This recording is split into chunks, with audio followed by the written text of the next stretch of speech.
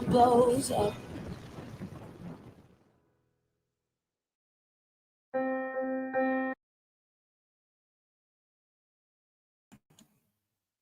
Shout out to Pink, yo.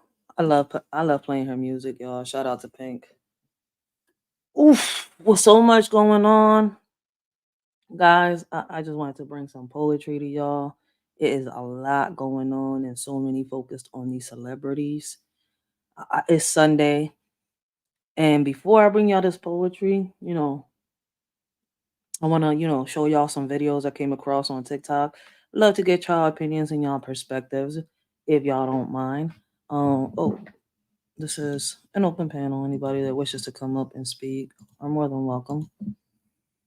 I didn't know, let a shorty know, and she'll just drop the link anytime somebody asks. But the link is in the chat below. But anyways, I want to welcome everybody to the Writers for Life. Brings you the Let's Talk About It podcast. And when it comes to the podcast, we talk about it all. It's gonna be a poetry night. Poetry afternoon. It's gonna be random thoughts. Thank you to all those that are here that are sharing the live, that are listening, that are rocking with a shorty, and I'm not gonna be focused so much on celebrities, but I want to show y'all these videos. I hope y'all enjoy that Pink song. I really love that song. Like Pink, her music really does hit me a lot. Like I really be feeling her music. I love it. I've been listening to Pink since I was a little girl. Like first time I heard Pink, I was 8 years old. Like I just love Pink. So I hope y'all enjoy that song.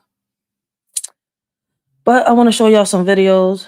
Do a little quick reaction to each one. It's not going to be a lot of videos, and I want to start my poetry. Hope y'all enjoy it. I just want to give inspire people out here, give them some motivation, especially with everything that might be coming, that is coming, or might be here or is here.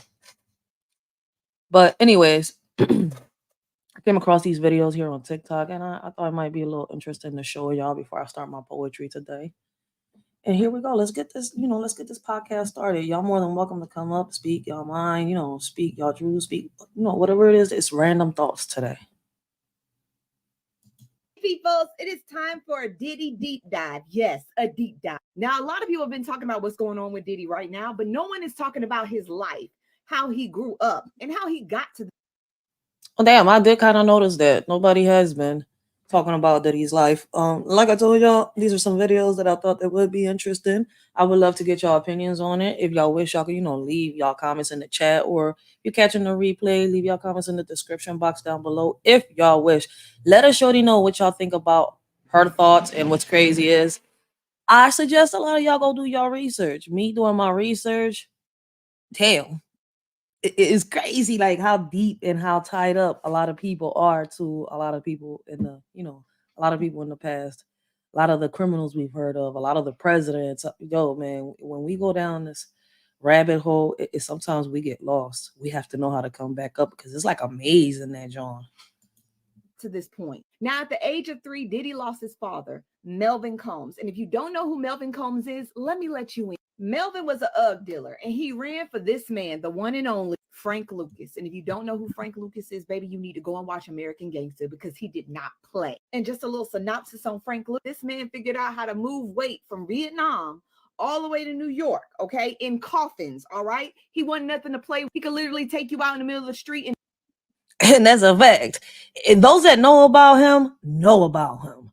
Like, whoa, like this man is really related to Frank Lucas. Like, a lot of y'all may not know who he is. A lot of y'all may know who he is.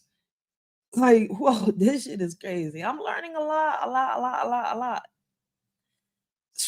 It only confirmed the questions that I had, the theories that I had, as I was growing up. But now everything is just being exposed. And no one would blink. Now, sadly enough, Melvin lost his life during a UGG deal. Okay, someone thought he was an informant and took him out. I think around 12 years old, Janice Combs moved Puffy out of the hood, took him out of Harlem and moved him to Mount Vernon. And Diddy said it was different. He had grass, he had trees, he was playing on teams in Mount Vernon. But when you got to Harlem, everybody knew him by his last name. He even had a conversation about his dad with Frank Lucas. Now, Diddy was also quoted stating that he felt like he had the hustler mentality of his father, and he also had his spirit. And I don't know if that was a good thing, because now Diddy has put himself in a position where he is just like his dad. He's a wannabe gangster. He's got people moving weight for him. Sorry, allegedly. You even got people like Kanye West and his bodyguard who's known him for.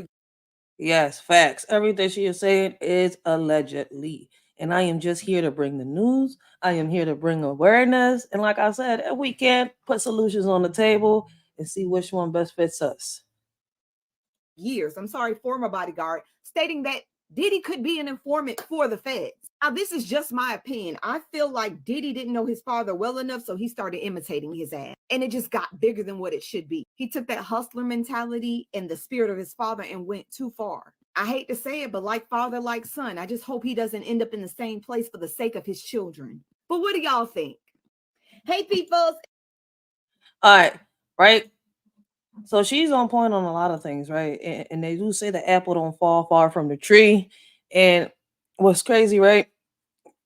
Diddy is doing. It seems like Diddy has imitated um a lot of what his father did, but that's my opinion. Like I've been going, I've been doing my own little research, going deep into, all this past the Clive, past all that, like into his childhood. Like y'all got to dive in deeper and see all the connections. But let me ask y'all a question: how many of y'all, agree to what she's been saying? Her opinions, her conclusions.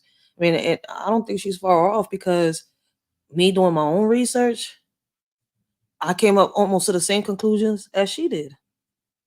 I came up with the same, results as she did. I just got my own opinions.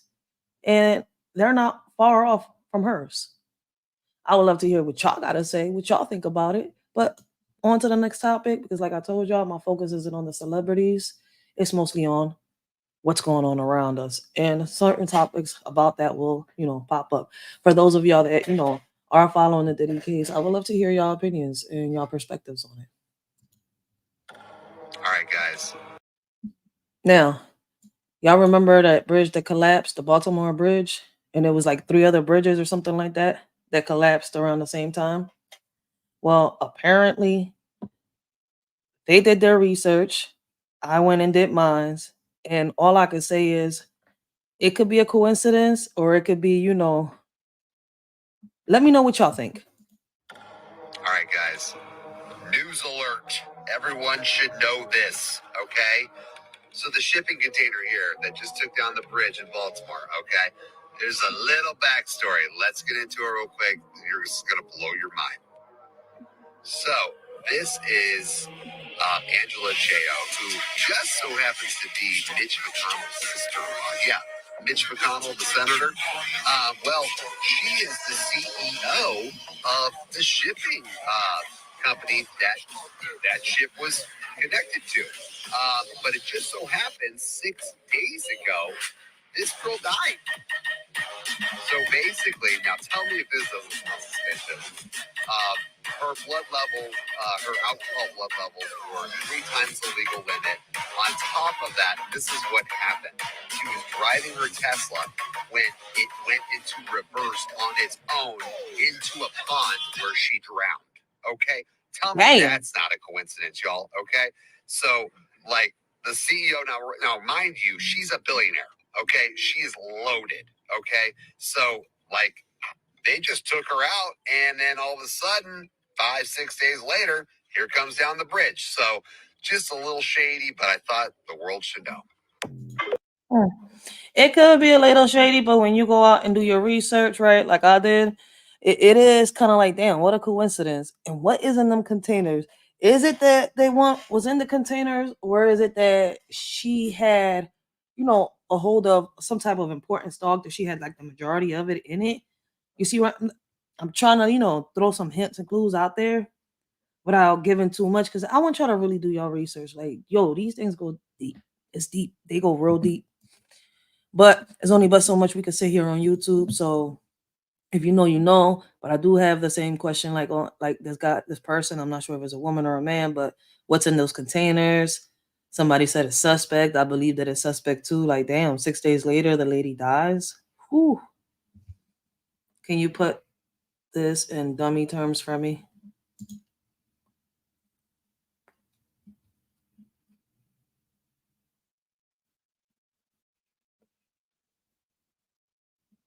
Ooh, somebody in the comments said Mitch McConnell arranged for the ship crash using his sister-in-law ship, and they know damn well they killed her too. That's sad. Mm-hmm. Wow. But I want y'all to go do your own research if y'all can. Right now I want to talk about current topics like I can't believe it. I can't believe it. celebrities Can't don't believe always it. pop up. I am at loss of words right now. Okay. Okay, okay. So I know why I put this one in here. The Jay Z and Beyonce situation. Now, a while back, I don't know if a lot of y'all remember, it was speculated. I hate when I can't pronounce certain words sometimes. That Beyonce's pregnancy wasn't real.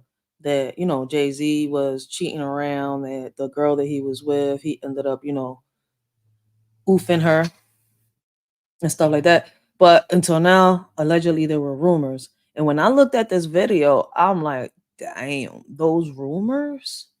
Those what at one point were rumors could be coming out to be true. And a lot of people said it. Like Beyonce wasn't pregnant, it seemed pregnant, I think, at one point. And she talks about it on here. I'm not sure. Was it Wendy Williams or something that she comes on while she was pregnant and her belly pops or something like that? I don't know if y'all remember that occasion, but listen to what this lady has to say. And so far, she's been on point on her research. So let's All right. Let's start from the beginning. Do you remember when this happened to Beyonce? When she went on the TV show and like the fake stomach collapsed? I mean, we can say allegedly the fake stomach, but I mean, here it is. It looks like one of those fake tummies people have when they want to look pregnant. But now listen to this. I was just listening to news about Diddy and what's going on with him, and they're like reeling in Jay Z and all of this, and Beyonce and all this other debacle and stuff. And this is what I noticed. Kathy White was Jay Z's ex girlfriend, former mistress. She's also known as Corey, and she was Jay Z's mistress. And for those of y'all that be like, how do you know this is true? Please go do y'all research. I'm just here to bring the news. For those of y'all that don't know it, there might be some that do know about this. And there's some out here that don't know about this. And that's the whole point of me doing this for those that don't know about it.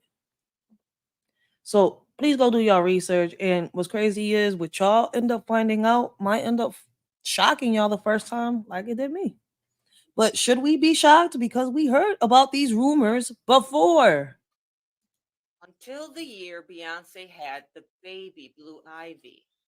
Coincidentally, this Corey girl, the mistress, died under mysterious circumstances. She had just given an interview talking about Jay Z and her relationship, which was supposed to be all hush hush. In fact, every time Jay Z would go out with her, he'd always ask her to bring friends along so it wouldn't look like they were together alone.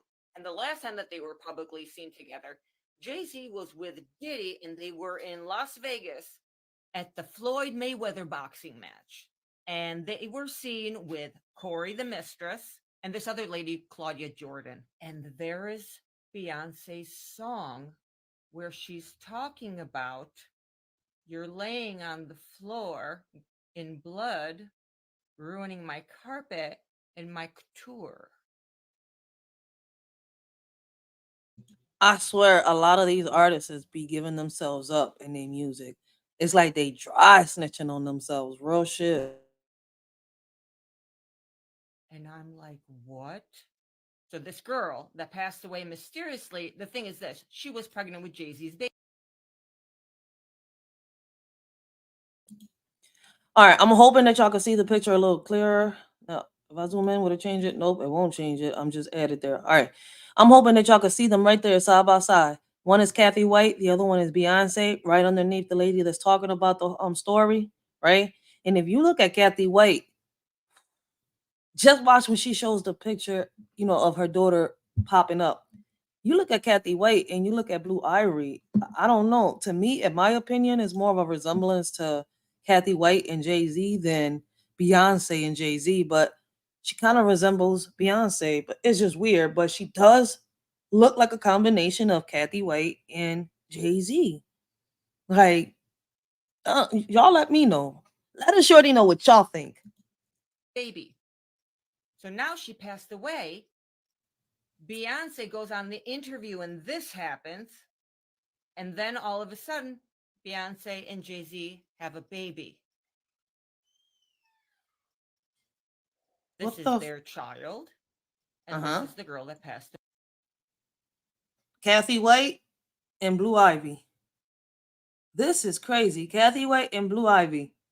It's like if you put Jay-Z and Kathy White together, you really do got Blue Ivy. Even though she resembles Beyonce a little bit, but she looks more like Kathy White. The smile, everything. She just got some of that Jay-Z in her. Away.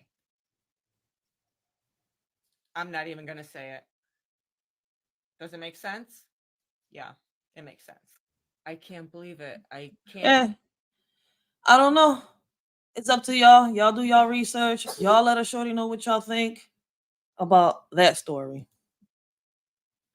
In my opinion, she does look a whole lot more like Kathy White. So what you're about to see is me asking. Now, me, I'm old enough to know that whatever NASA says, not to believe. That's me. That's who I am, and that's how I feel.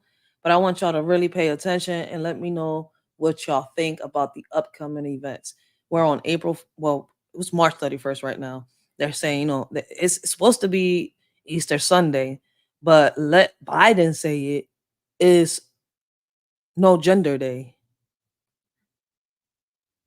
But listen to what this lady says about the NASA Serpent deity program to shoot rockets at eclipse. I know I talked about this a year ago, and people thought that I was kind of like, tripping.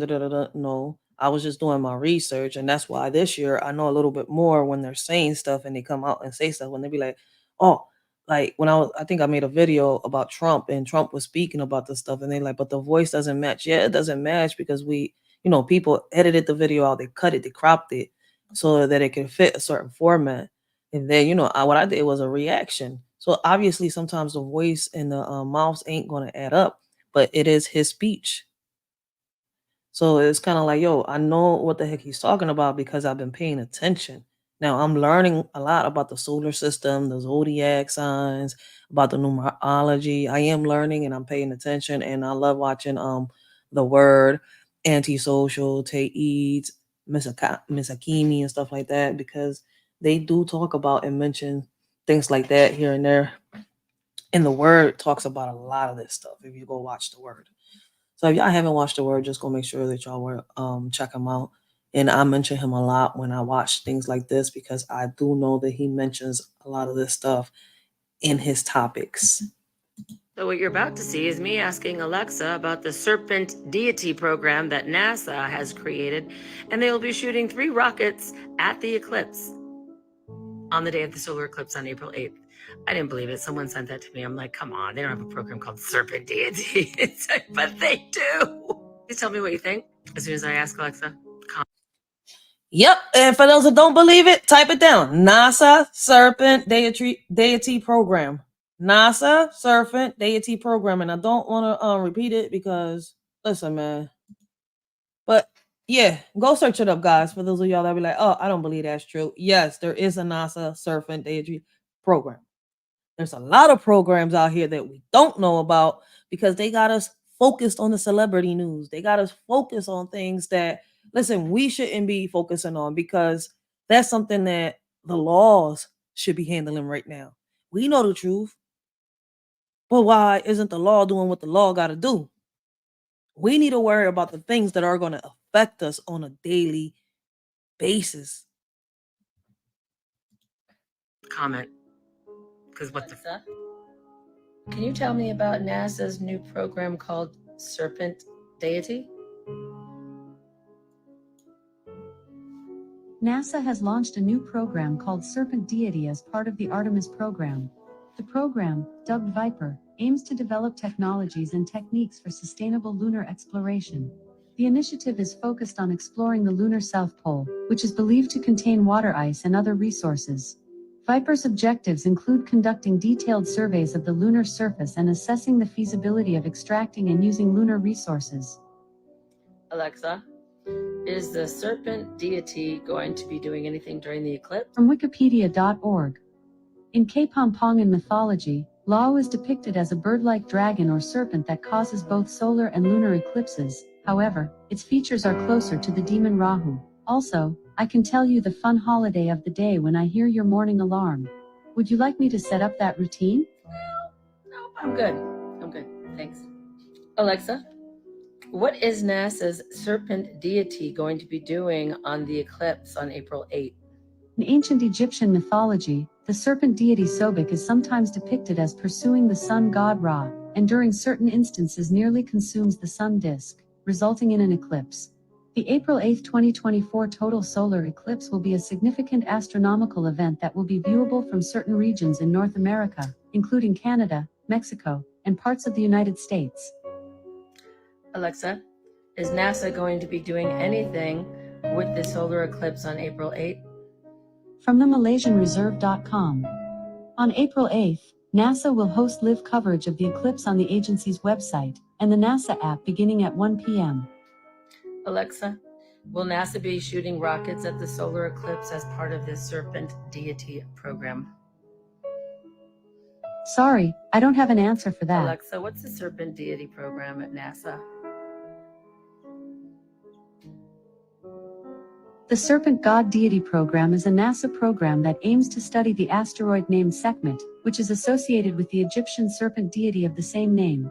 The program will utilize the spacecraft that collected samples from the asteroid Bennu to obtain better insights into the asteroid and its composition.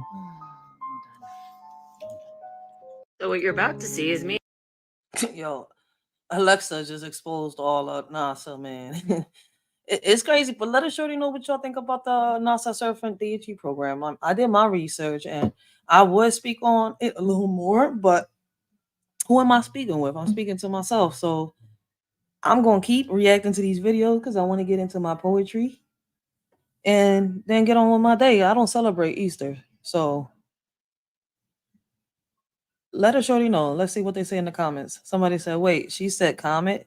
Well, if in the sun and the moon are not even in alignment that day, what's blocking the sun? This is the Black Swan event. Wait, Alexa said part of the Artemis program. I looked up meaning of wormwood and found wormwood is named after the Greek goddess Artemis. People get ready. Ooh, y'all waking up? Why did it say sun disk? Boom. Also, CERN will be turning on the collider that day as well. And CNN warns about people seeing demon-like faces. April 8th is coming. Is y'all ready? Listen, man, they've been talking about April 8th for years. And you know what's crazy? If you go by the history books and you go by the Bibles and stuff like that, they say that allegedly, I'm gonna say allegedly because I don't want nobody getting offended. There's a certain amount of time, I think it was the number of years where God was gonna wake up and um listen, man, y'all gotta do y'all research. I don't want to put my foot in my mouth, but I know that I've done my research and it's crazy. That time is up. That 2,000, 4,000 years or something like that is up. But anyways, I read that CERN was up to something the same day. If they are shooting rockets, then the sun and moon are closer than they tell us. Nibiru is here, aka Nemesis, and or Wormwood referenced in Revelations. So the comet is a missile. Damn, great question. Great question. Is the comet a missile? So the sun and moon are local. I don't want to pay bills anymore. Somebody said I don't want to pay bills. Let me move on to the next topic, yo. Yo, they said I don't want to pay bills. Yo, they shout out. But let's move on to the next one. Let's go to the next one. Right now it is 23. Here we go. Eastern. I was talking about this the other day. I don't hear a lot of bloggers speaking on this. I mean, I wish I can go into more conversations. There is one blogger, shout out to Empress Lonnie One Love, because she shared her live and I was able to see a portion of her live before I had to do what I had to do yesterday. And it was a great live. And she was speaking about the things that are going on and are happening around us, the things that nobody is talking about while they're focused on the celebrity gossip and all this other stuff that the government has us focused on. Like a lot of these people here, yo, they got some good questions and they got some good topic openings. Like sure. I be on these Jones writing poetry. Like they say certain words, I'll write them phrases down. I'll sit here like it's crazy. It's crazy.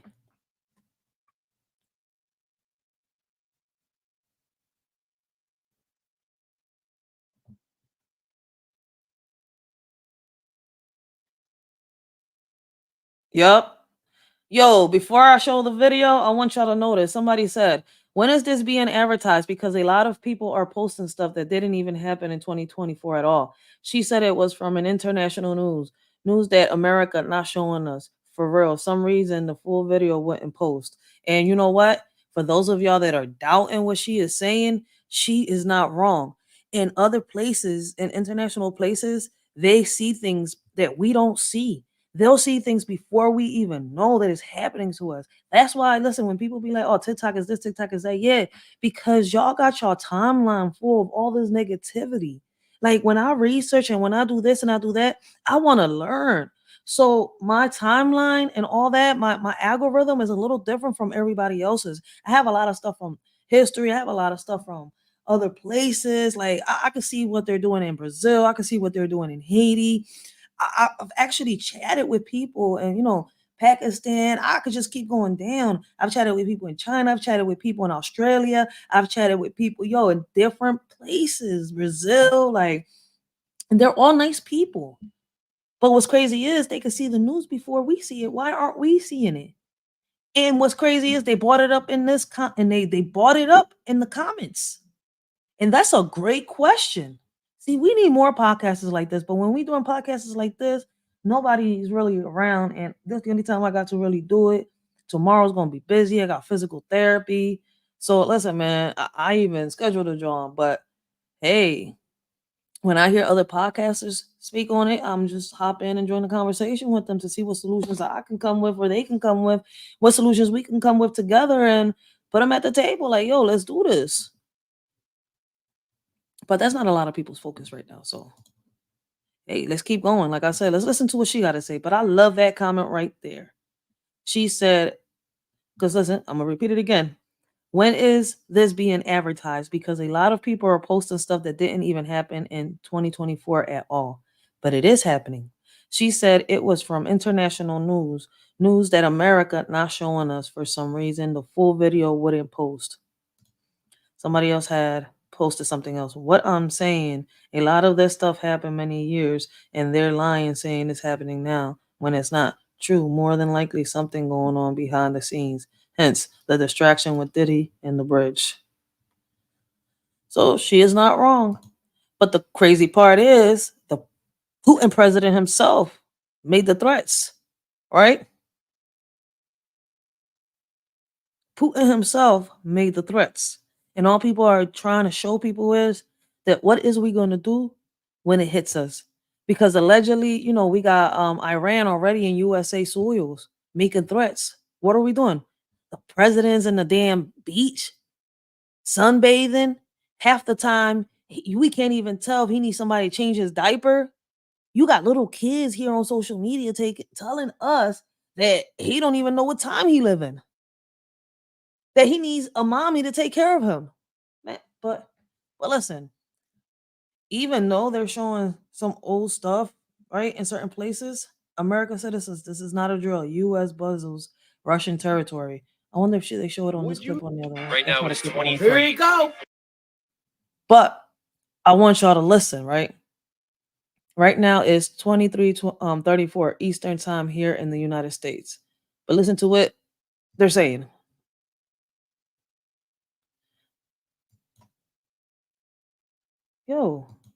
For Eastern time here Here in the you United go. States. But they ain't told us shit. We don't know what's going on. Sent more B-1 nuclear-capable bombers to Russia overnight last night. Several aerial refuelers that went up into the Norwegian Sea. Those refuelers usually refuel the B-1s. And so, sure enough, Sputnik News coming from Russia confirms that a MiG-31 was sent to intercept two B-1 bombers on Tuesday from the United States over the Barents Sea, the Russian Defense Ministry said. As the Russian jet approached, the U.S. bombers adjusted the course of their flight, moved away, and then turned away from the border, the statement read. On March 26, Russian airspace control systems detected over the Barents Sea a group. March 26th. We're in March 31st. Does this answer your question, lady? March 26th. We're in March 31st. They even give the date.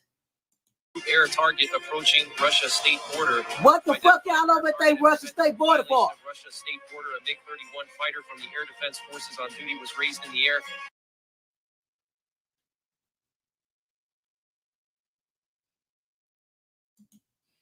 All right, so she couldn't upload the full video, but I would love to hear what y'all got to say.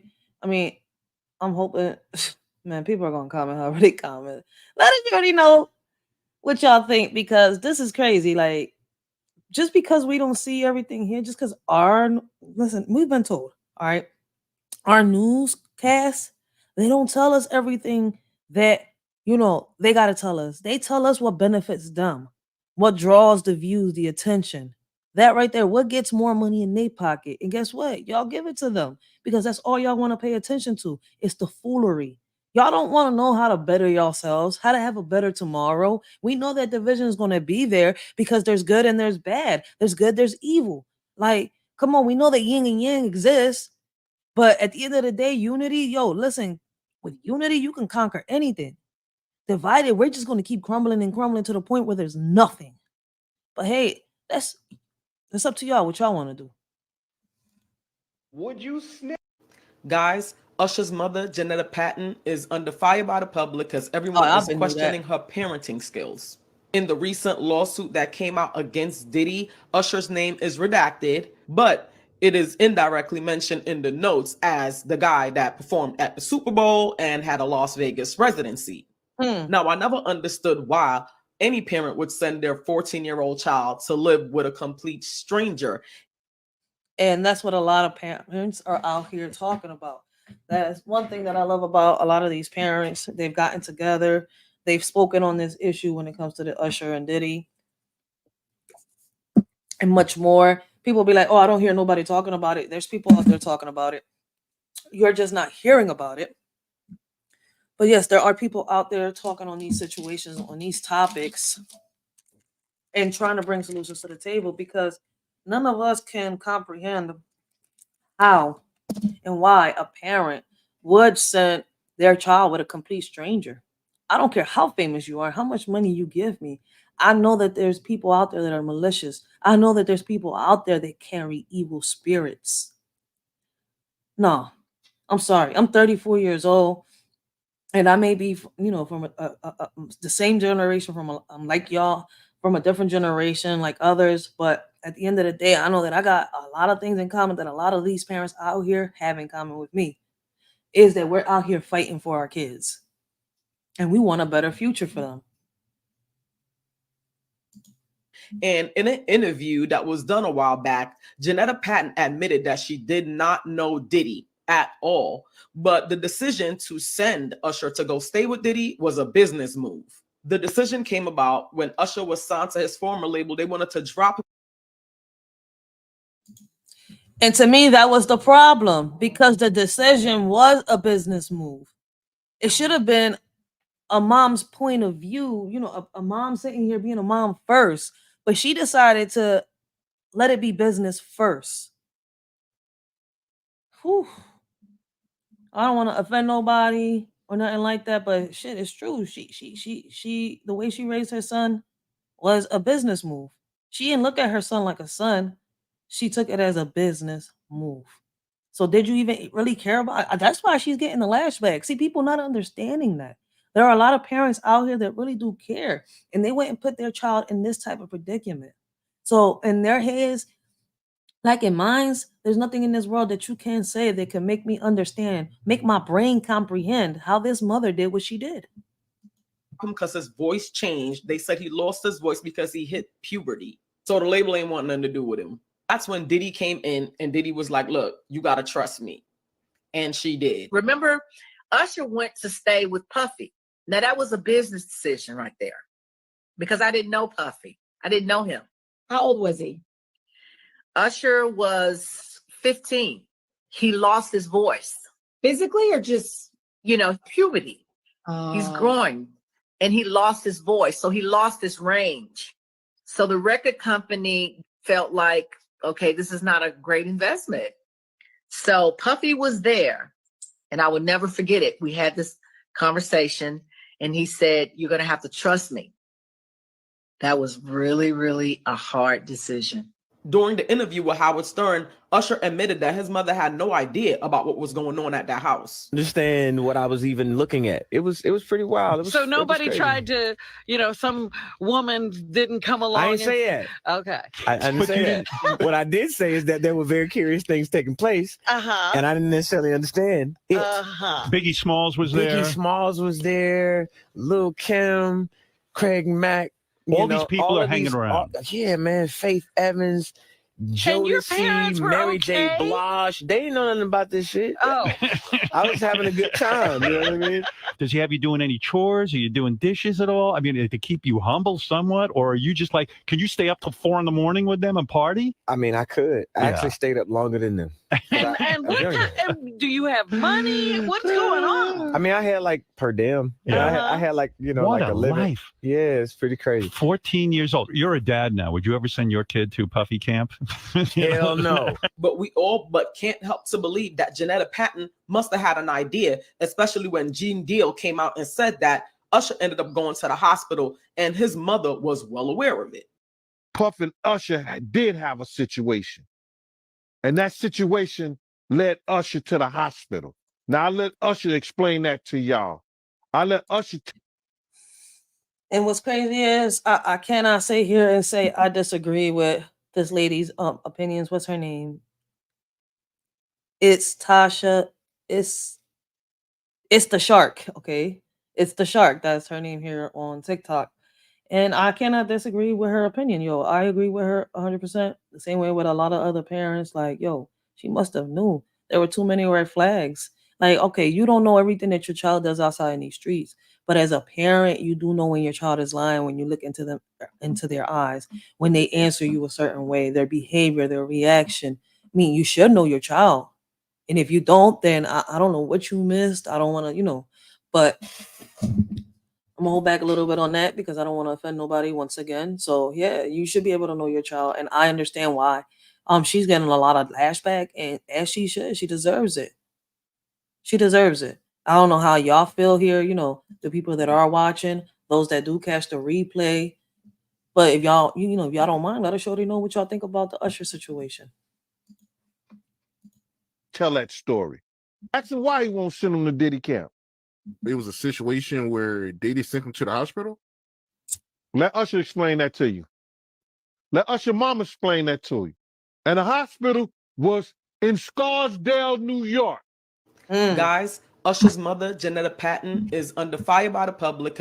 My bad. So yeah, I don't feel bad for the mom being under fire. For me, she deserves every shot they give her.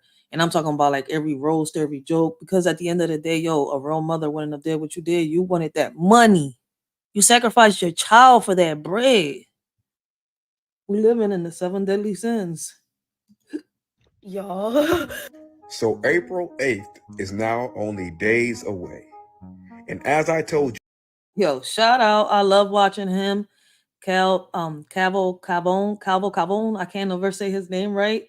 But yes, I love listening to him because listen, man, he speaks with knowledge. He speaks with wisdom. You could tell he's doing his research the same way that I'm doing my research. Yo, I respect his opinion.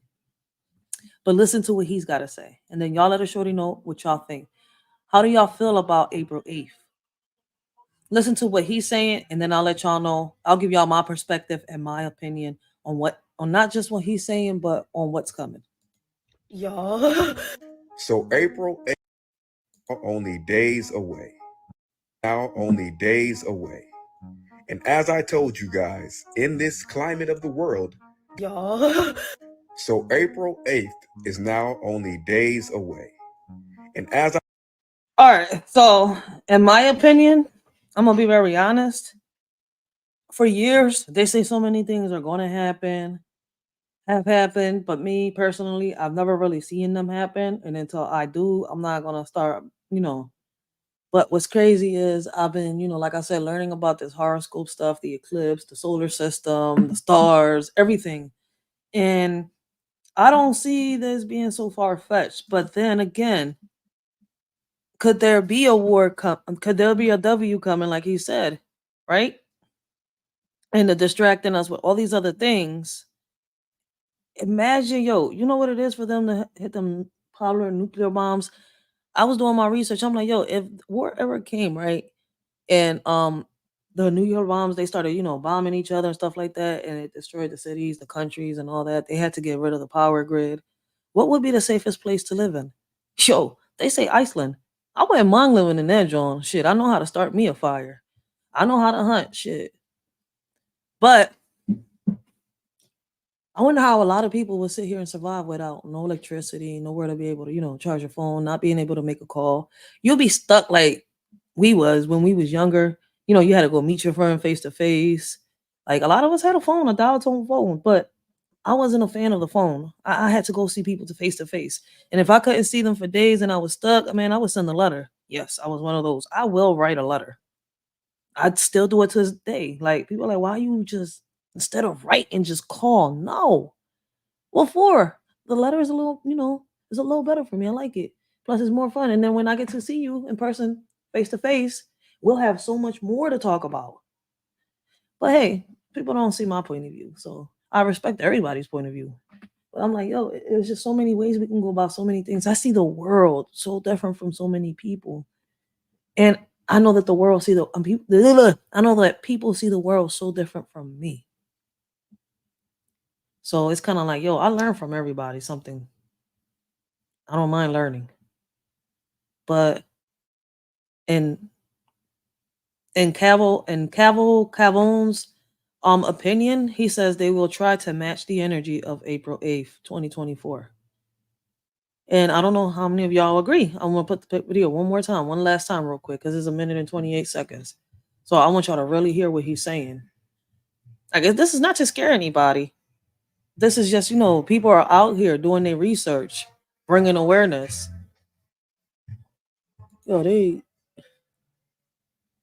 I'm so glad I don't celebrate holidays. People out here wilding and drinking. But listen one last time to what he says. Y'all. So April 8th is now only days away. And as I told you guys, in this climate of the world, they will try to match the energy.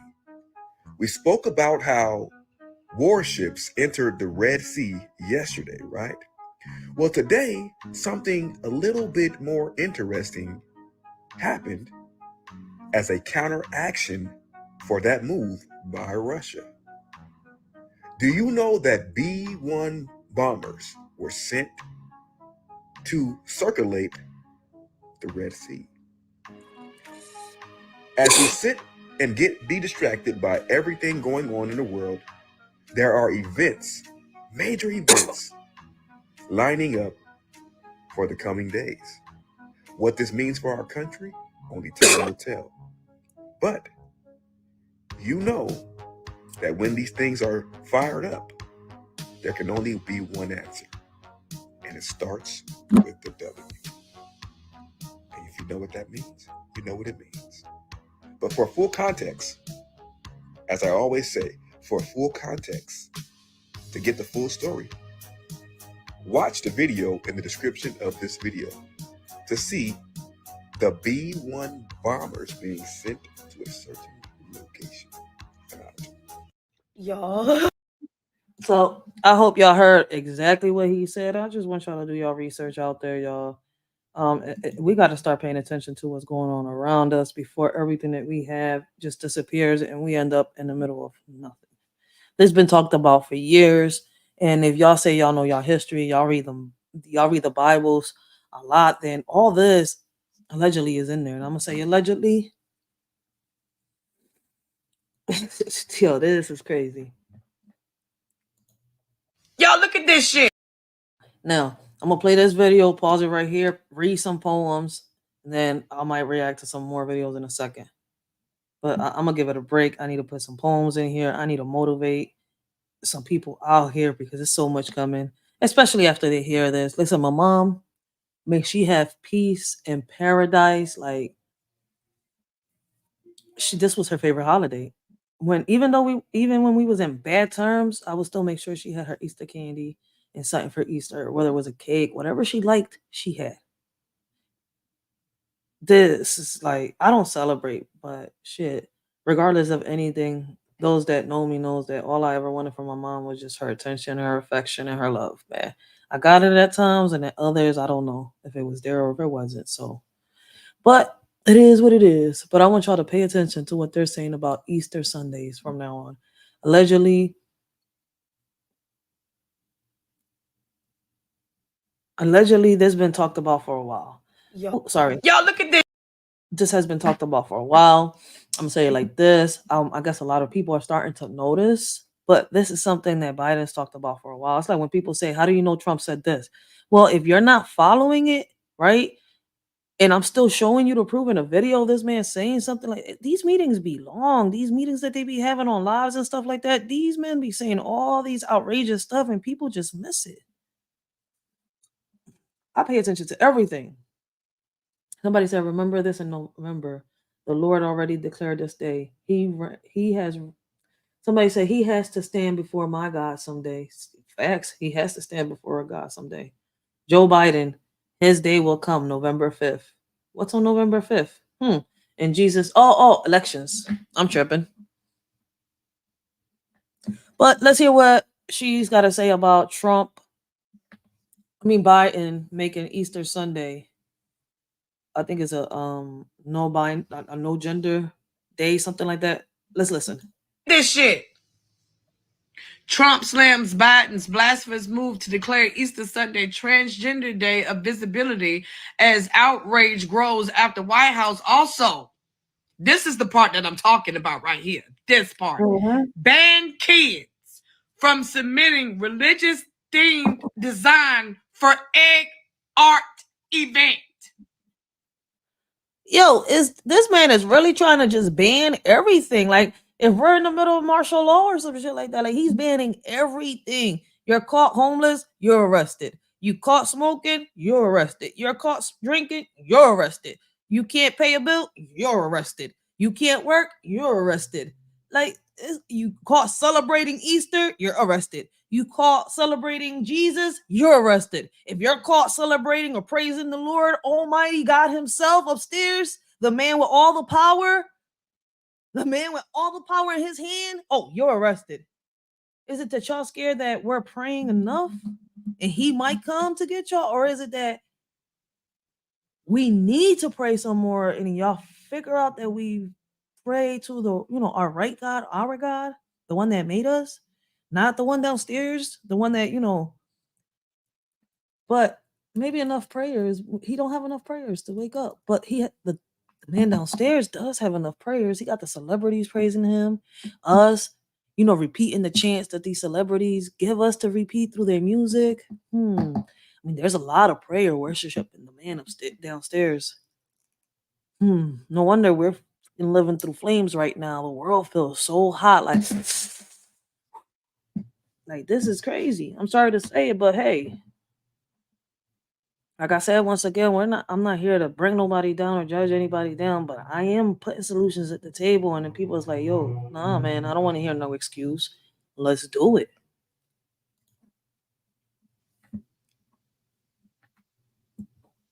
So you're going to declare this day as visibility for transgenders, but then stop children from submitting art that's based on their religious views when it comes to this fucking holiday. Is what the hell you trying to tell me? Make this shit make motherfucking sense. And I'm going to keep posting about it. I'm going to keep on posting about it. I don't get on a lot of stuff and go on and on and on until they fix this here bullshit. Period. Leave us the hell alone. Let people do what the hell they want to do on other days, but leave us Christian community folks the fuck alone. Damn. Y'all. And she's not wrong. Listen, man. Even though I don't have a religion, right? I don't have a religion. I believe in God. Nothing more, nothing less. Right? I respect everybody else's religion. Like, I'm not gonna sit here and go against your religion. Like, look, listen, man, I learn from everybody's religion. I just choose to believe in the man upstairs. Point blank. Him alone. Him. He's who I have faith in. He is who I have hope in. He is the man whose hand I hold. And like, yo, regardless of anything, in him is my trust who I'll behold for. Like, I don't put my trust in a Bible. That's a book. I'm not putting my trust in no history books. That's a history book. I'm not putting my trust in every person I see. Y'all, we nothing but humans. We all bleed the same color deep down, but we're so divided. I can't put trust in people that I see that are hating on each other. So I trust the man upstairs and him only. And if that offends anybody or somebody, then listen, man, I ain't apologizing. But on to the next topic. Boxers alert. But yeah, like I was telling y'all, see, look, this is March. What year? Focus on Russia.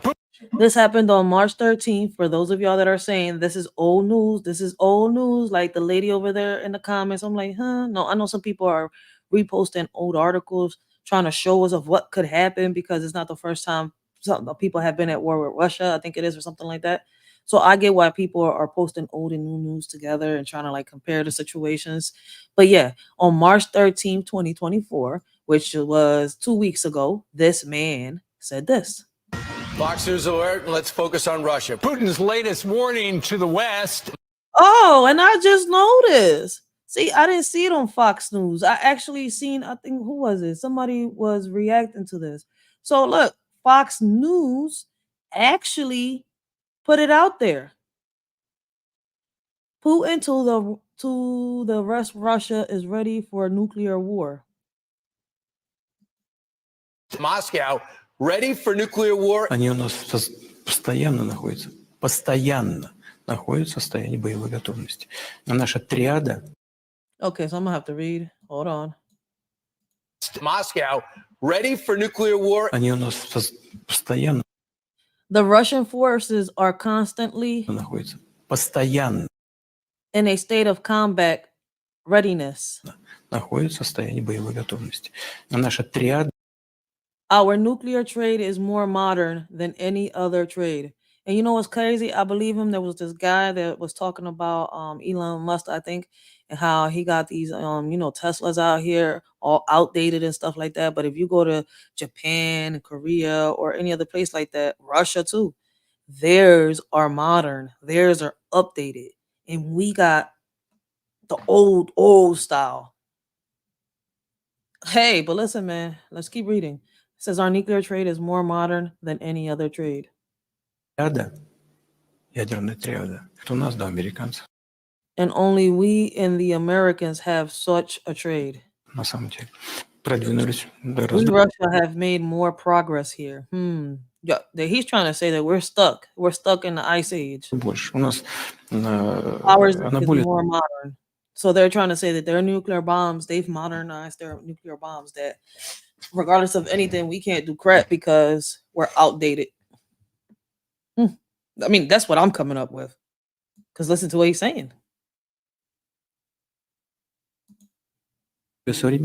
Breaking news coming out in the last 48 hours of nuclear war warnings, as Putin says Russia is ready to use nuclear weapons. And he says that his country's nuclear capabilities are superior to that of the United States.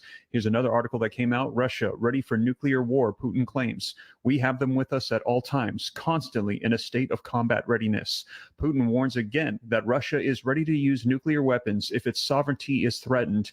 And China responding to this yesterday. This article coming out today. China responds to Putin's nuclear weapons warning. Beijing said Wednesday that nuclear powers should jointly seek de-escalation following Vladimir Putin's statement that Russia is prepared for a possible nuclear conflict. Now, asked to respond, the Chinese foreign minister stressed that nuclear war cannot be won and must must never be fought. China believes that all nuclear weapon states need to embrace the idea of common security and uphold global strategic balance and stability. Under the current circumstances, parties need to take concrete action and jointly seek de-escalation at this time. Let me know if you agree with China. But take a look at this. As you'll recall, just a couple months ago, back in November, Putin pulls Russia out of the nuclear test ban treaty. The U.S. signed a comprehensive nuclear test ban treaty with Russia in 1996, but failed to ratify the treaty as Russia did back in 2000. They're saying we need this treaty again because right now there are warnings of potential nuclear war. Russia warning the West. Now, as I mentioned, headlines coming out in the last 48 hours, but I'm going to be sharing with you some video footage so that way you can see it for yourself. Now, speaking of major warnings, if you missed the video yesterday, you might want to check it out, as FBI Director Wray warned yet again that we are looking at a potential attack in the United States. So stick around to the end for some more updates on that, but let's go ahead and dive right in and get you caught up on the latest, share with you the latest video footage of these new warnings coming from Russia. But before we do me a quick favor. If you appreciate the updates, don't forget, take a quick second, smash that like button for me, helps out the channel a ton. Hit subscribe to stay up to date. It's totally free. Why not? And also, if you want to prepare for anything that could happen in 2024, I have tons of resources for my audience linked in the description below, including a newsletter, a free guide on power grid failures, and also additional medications should we see more cyber attacks taking down infrastructure systems. But with that being said, you guys, let's go ahead and dive right in. Take a look at the video footage of what's been unfolding in the past.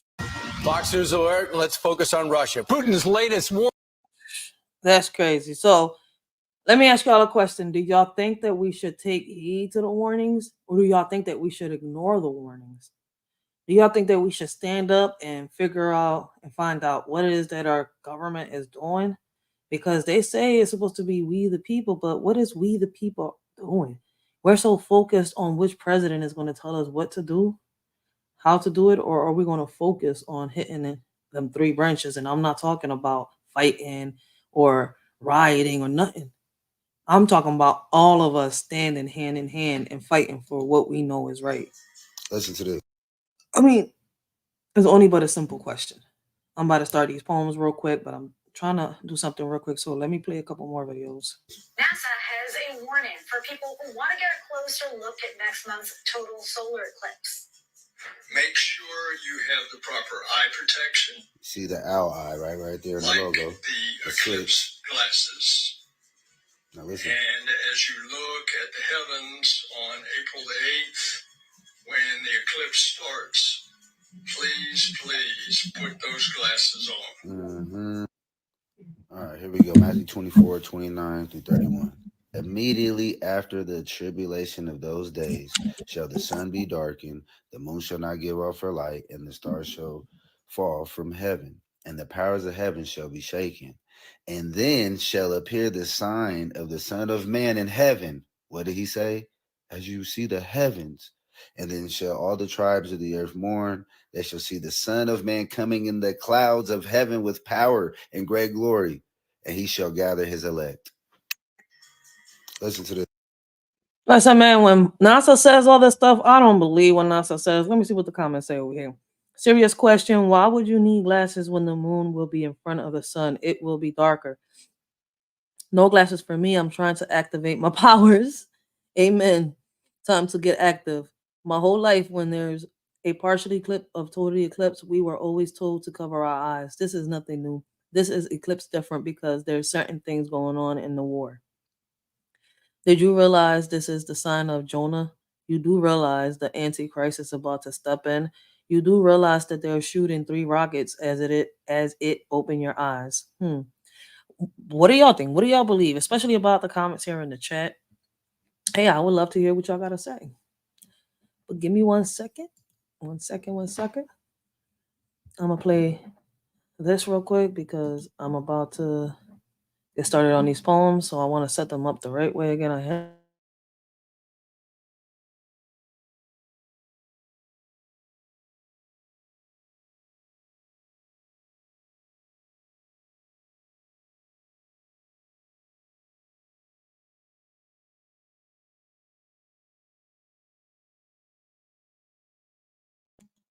Shout out to Pink. Shout out to Pink, yo. Like, I love listening to her music. It helps me a lot. Her, Dej Love, Tink. Like, And I said Tink. I love listening to Pink and Tink. But yeah, we're going to get right back onto these videos in 1 second. So the next one we're going to talk about is going to be what's in Kim Porter's book about Diddy and what did she tell Cassie before passing. Listen, man, I be telling y'all, a lot of these peoples be bringing up some great topics. Breaking And news. then we got Joe Biden. Tom McDonald's speaking on Joe Biden has canceled Easter. For those of y'all that don't know, What did Kim Porter say in her book about this? Tom McDonald, Joe Biden has been speaking about canceling Easter and making it a transgender, holiday for the transgenders. Let's put it for the no. He's trying to make it a no-binary holiday. I'm sorry, I apologize. Let me retract that back. So before I do get started on that, let me start reading some poetry real quick. I'm gonna read like at least 6 poems through videos. I'm gonna react to one video, read another 6 poems, and do it like that today. And hopefully, these poems do motivate somebody. That's the whole purpose of this, live. But I wanted y'all to see these, these topics that are being talked about through social media, especially about the current events. The ones that people are saying, oh, that's not true. We're not going through that. That's not happening. Well, I'm sorry to bust y'all bubble. All right. But I had to bring awareness on this. Too much talking about the celebrities. So why not do both? Right? For those that want to hear a little bit about the celebrities and don't know certain news, don't know, certain stuff that's happening, here you go. For those that are really interested in, the topics about the things, the current events that are happening around us, Shorty's right here to talk about it. Links on the chat for anybody that wants to talk about it too. But let me read these first 6 poems real quick, and then I'll react to that Cassie video. Love to get y'all opinions, and then I'll read another 6 poems. Let's see how this live goes. I hope everybody has a blessed Sunday, continues to have a blessed Sunday. I don't celebrate Easter. For those of y'all that do celebrate Easter, happy Easter. It was one of my mom's favorite holidays, but I do not celebrate holidays. I've never celebrated holidays. I don't like celebrating holidays. I don't even like celebrating birthdays. Don't like celebrating my birthday. People sit here, they'll bring me a cake, bring me a drink. I'm appreciative, I'll take it, I'm grateful, but I don't like celebrating. So this first poem is called My Blessings. Right? In a minute, like after the next 5 poems, we'll react to the next video. This one's called My Blessings. In a world of deceit, I trust no one but you. In your grace and mercy, my faith rings true. Forgive me, O Lord, for all my wrongs. Thank you for the blessings that make me strong. Through trials and temptations, I find solace in your love. You guide me from darkness to light above. I surrender my fears and doubts at your feet, grateful for your blessings that make life sweet. In moments of weakness, I turn to you in prayer, your forgiveness and compassion always there. Lord, help me walk the path of righteousness, thankful for all the blessings you freely blessed.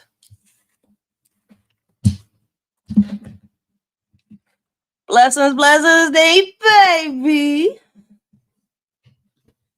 Nate's in the chat. Shout out to Nate. You haven't checked Nate out. Make sure y'all go do Great Conversations. He was just on the live. I know I got to share it because I was doing my live when I noticed that he was live. So I do know I got to share it on Facebook and here on YouTube. So, make sure if y'all have not checked Nate out, make sure y'all do. Y'all won't miss out. Just when you think I'm weak, in the face of doubt, I stand tall and strong. Just when you think I'm weak, I prove you wrong. I reach for my dreams with unwavering might and rightfully grab what's mine in the spotlight. When challenges arise, I don't retreat or flee. Just when you think I'm down, watch me break free. I rise above adversity with courage in my hand and rightfully claim victory in the grand stand. Through every trial and test, I never back down. Just when you think I'll fall, see me wear my crown. I push through the struggle with determination so fine and rightfully see success as a sign of my shine. Thank you, Nate. You can make me bleed. In the heat of battle, I stand tall and strong. You can make me bleed, but I won't be long gone. This warrior will keep fighting back, no matter the attack. With faith as my shield, I'll never lack. Through trials and tribulations, I'll preserve my spirit unbroken, casting out all fear. You may try to break me down, I'll rise from the ashes. This warrior's resolve never crashes. In the face of darkness, I'll shine bright. Guided by the holy light, you can make me bleed. This warrior will keep fighting back. With God by my side, there's nothing I can lack.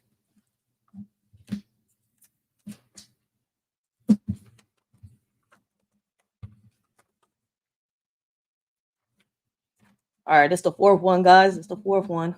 The warrior in me. In the face of darkness, I stand tall and strong. With faith as my shield, I'll keep marching on. You may try to bring me down, you may try to silence me, but the warrior in me will never give up, you'll see. Through trials and tribulations, I'll keep the fight alive. With courage in my heart, I will continue to strive. You may throw obstacles in my way, try to make me fall, but the warrior in me will rise above it all. All right, this is the last poem for right now. We're going to react to that video. Then we're going to read 6 more poems. My Fragile Heart. No, my bad. I'm so sorry. I'm not reading that poem. What am I doing? See, shit. This is why I write my stuff down. My heart is fragile. My heart is fragile. In a world of darkness and dismay, my heart chooses to find its own way. For love is the only path it will sway. They say my heart is fragile, delicate, and pure, but it's strong in its resolve. That much is sure. It knows not of hatred, only love to endure. In a world full of chaos, it remains secure. Through every trial and every storm, my heart stays gentle, kind, and warm. It's a beacon of hope in a world forlorn, guided by love from dusk till dawn. All right, we're going to start on this next poem after we get done with a shorty's opinion on this. I would love to hear everybody's opinion. Like I said, I'm going to mix it up a little bit so I don't bore nobody. So, let a shorty know what y'all think and how y'all feel when it comes to these videos. Like I said, I forgot earlier that I threw in the little celebrity videos in there because I wanted to, give y'all other people's perspectives. It's not just, listen, let's just go with the lie before I start messing it up. It's so many things, right? But yeah, it's like people got same questions as we do. There's a reason I like TikTok. You could be a little more outspoken. You do have to watch what you say here, like on TikTok, like you do on YouTube. Just that on TikTok, I could be more freely. I could actually say a little more than what I can on here. So I listen to everybody, not just here, but here on not just here on TikTok, but here on YouTube too. And I hear the people out here. And what's crazy is, listen, man, this lady is speaking facts. I've been saying it for a while. For those of y'all, that like following the celebrity trend and stuff like that, like I told y'all, I want to focus more on how can I say, on the current events, and that's what I've been trying to do and what I've been doing. So, hopefully a lot of y'all understand where I'm coming from. A lot of y'all like the celebrity news. A lot of y'all like the current topics. So I just mixed it up a little bit and I'm bringing my poetry out a little more. Let's do this. Blessings, blessings, Tamika Davis. Blessings. How you doing? All right. So this lady says, what's in Kim Porter's book about Diddy and what did she tell Cassie before passing? Now, not so long ago, I said the same thing. Like, what's going on? But this lady took it a little deeper. She's done her research a little bit more. I've paused my research on the Diddy situation because I'm actually focused about this World War III situation. So, but let's get to it today. Diddy. This one, hell of a rabbit hole. Cassie, I will advocate for you. Because, see, I know something that a lot of people don't know. I know that you and Kim Porter had a sit down right before she left us.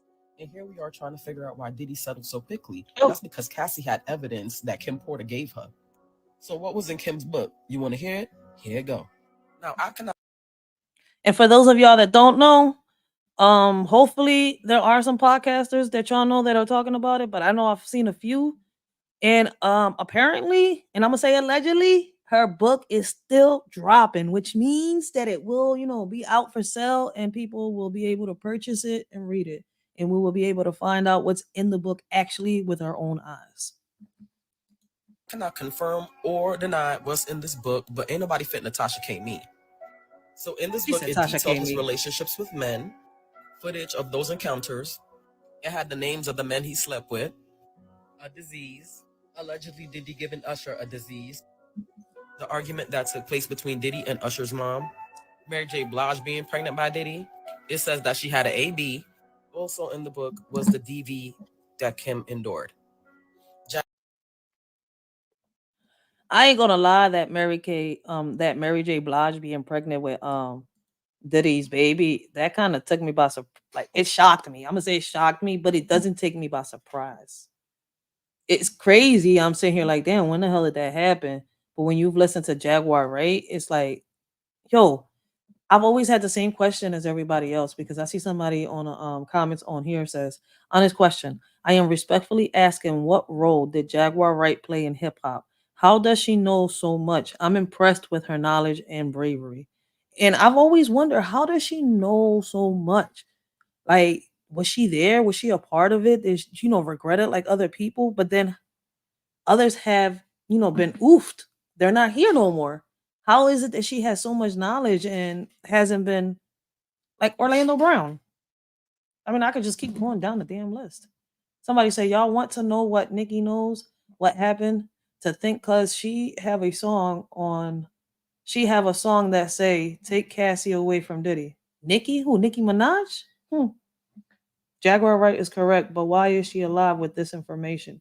She sold a piece of her soul as well, but didn't see any success. Jaguar needs to be. Listen, man, I don't know. Somebody said he says Jaguar needs a spiritual detox and move on. Listen, I don't know. She might need it, but she's been since I was little. She's been speaking like this, so it's kind of like, how has she been on point? Jaguar Wright says that Cassie knows what happened to Kim Porter when she tried to expose Diddy. Here goes his former bodyguard saying that he witnessed Diddy put his hands on Kim Porter. They were at home at Kim's house on 110th Street. He wanted to, put his hands on her in the wrong way. Jaguar accuses Diddy of poisoning Kim Porter. You know what I find strange? Diddy never sued a Jaguar for defamation. So it makes you wonder, what did Kim say to Cassie in their last conversation? I know Kim had some very good advice.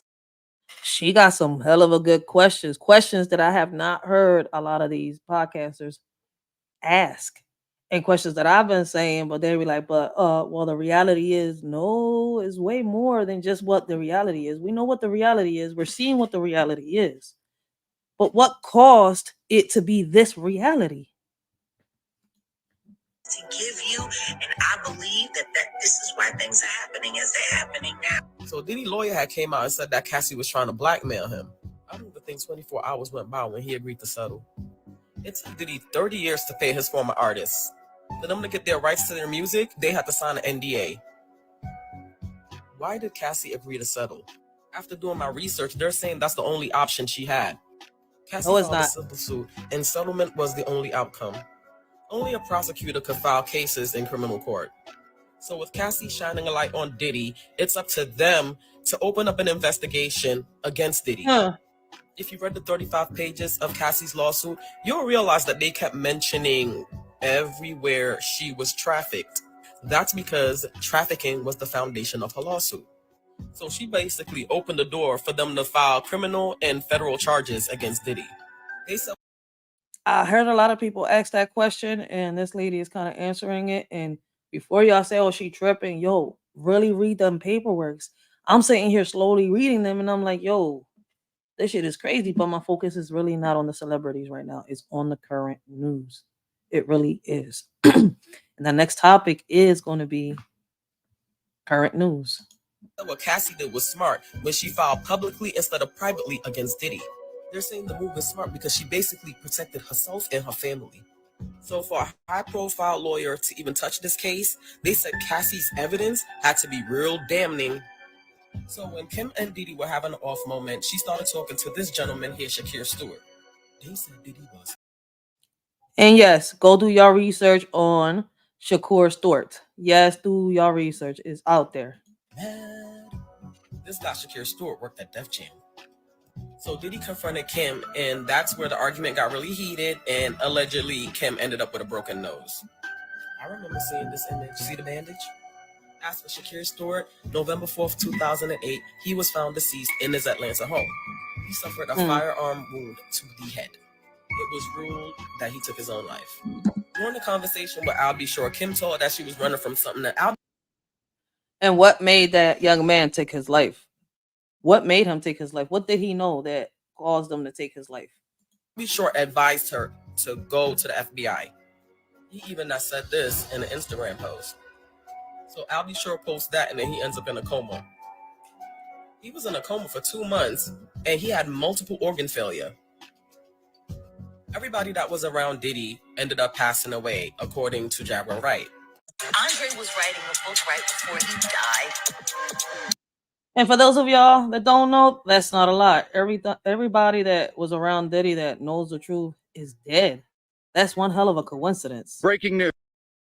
But yeah, we're gonna read 6 more poems, and then we're gonna hear what Tom McDonald has to say about what Joe Biden has said about the Easter holiday. All right, this stuff be crazy, right?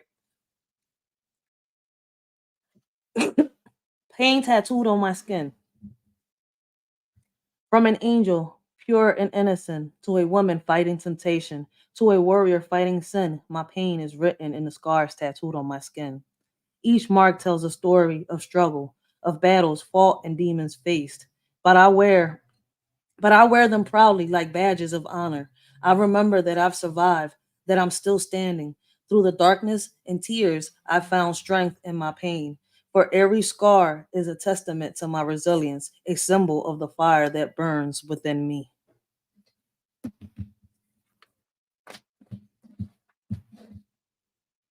Lord, forgive me. In the darkness, I found my way. Lord, forgive me for my mistakes each day. Through trials and tribulations, I've grown. Thank you for the blessings I've known. Took a while to see the light so clear, but now I understand no more fear. Your guidance like a beacon in the night. I got the message, everything's all right. I read the passage written in your love. With your strength, I rise above. Lord, you hold all the power and control in your hands. My soul finds its goal.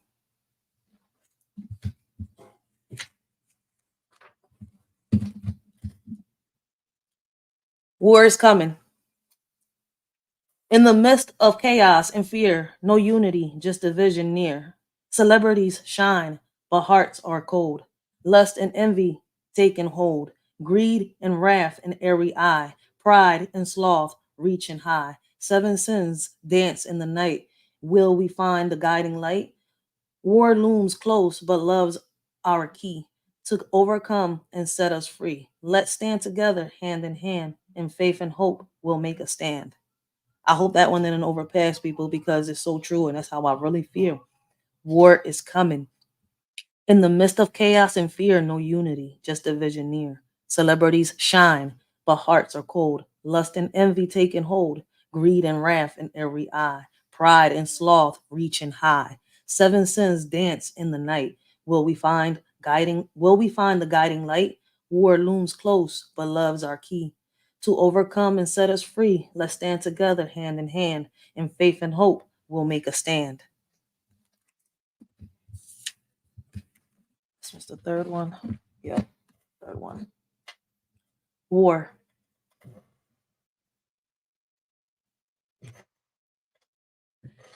In 2024, eyes shut tight. War rages on, no end in sight. Divided we stand, honor lost. Conquering seems like a distant ghost. Brothers fighting brothers, hearts torn. Unity shattered, hope forlorn.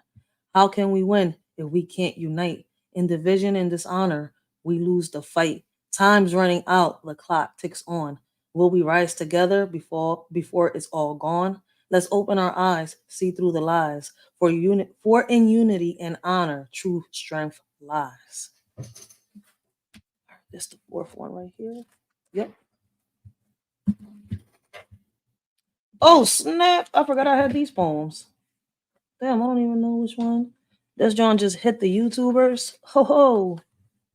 Shout out to all the YouTubers that This how I feel about y'all. Don't I did a couple of them. I think it was on the last live, and I just ran a couple more. Some are okay. Damn, I forgot I had it like this. Okay. Well, all right. This poem is about a YouTuber I met here on YouTube. I thought she was very funny. Somebody that gets lost in the matrix. Besides the beef that's here on YouTube, when I went on her panel, I would always laugh and learn some stuff, especially from the people that would speak their minds. So,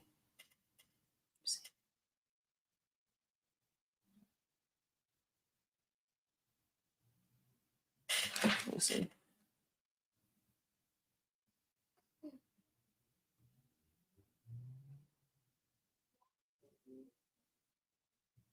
Okay, so I'm gonna read this one. Barbie Girl Trina. And like I said, this is somebody that I have watched on YouTube. She hasn't done no lives lately, but yeah, she this is the way I saw her when she was doing her lives.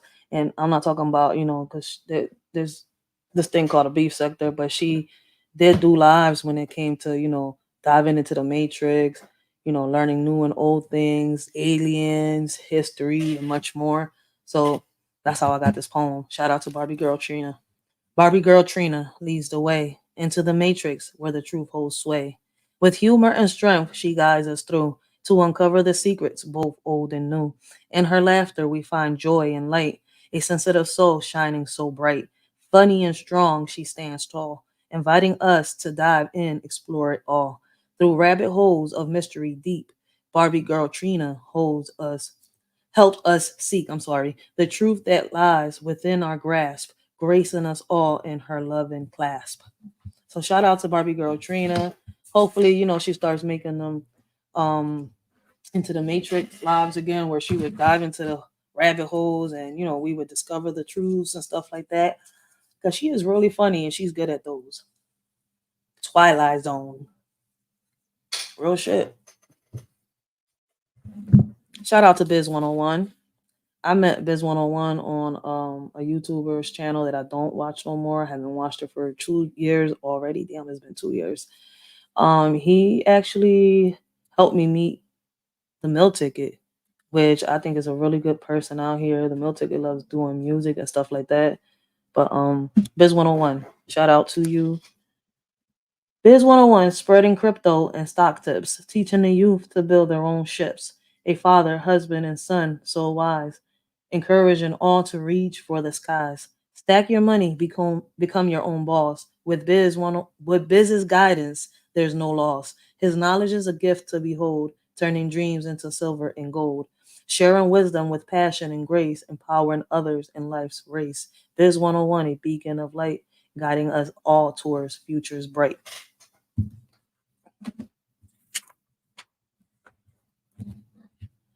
Empress Lani One Love. Empress Lani One Love. Met her on YouTube. She's so funny. Always making me laugh. A sister from Philly who will tell you off. Stands 10 toes down and makes you laugh. She should be the next Wendy Williams, exposing YouTube drama at its best. No holding back. She's a force to reckon with. Empress Lani keeps it real without a myth. With her sharp wit and hilarious charm, Empress Lani a queen in her own right, bringing laughter and truth day and night. Shout out to Empress Lani One Love.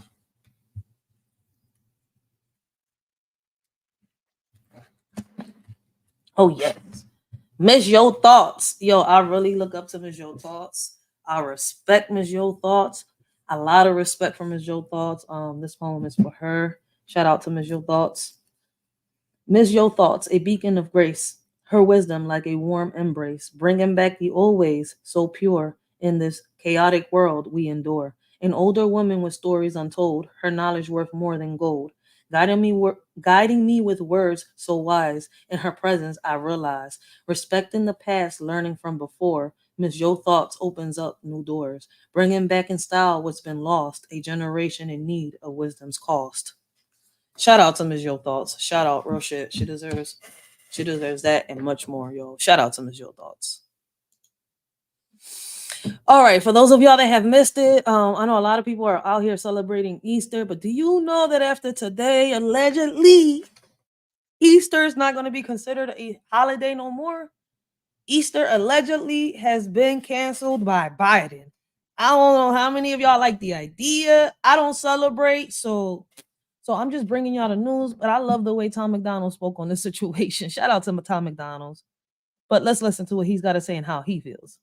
News. Joe Biden has declared Easter Sunday as Transgender Day of Visibility. Joe, I think there's been some sort of misunderstanding. Jesus came back from the dead on Sunday. He didn't come back as a woman. I mean, seriously, is a day of visibility even necessary? Because they're visible, Joe. Because everywhere I look, there's a pregnant man dominating in women's sports, or a rainbow flag, or a Miss Universe that looks more like a Mr. Rogers, or a group of people who identify as pancakes trying to force feed themselves to a classroom full of third graders. They're visible. We can see them. Hey, maybe we could have I'm done. I'm dead. He just said a group of people that identifies themselves as pancakes. You imagine a group of people walking down the street talking about, yo, you got some syrup? I need it. I'm a pancake. I need it. Never mind, because the way this is about to come, people going to think very negative. So hope. Take it back, Racheal. Take it back. You got to watch what you say on YouTube. Let's listen to what Tom McDonald says. Have a day of invisibility where we don't have to pretend that the adult man bagging our groceries is a beautiful lady. What's next? Christmas is going to be men's menstrual cycle day. Thanksgiving's going to be the feather festival. I wouldn't pass it. You know how many men out here and they feelings acting like women? Maybe shit. I thought some of them had their period. I was trying to figure it out. Like, yo, did you change your cords? Let me know. Like, are your cables like, they mixing up? Like, is there a malfunction on your cables? Like,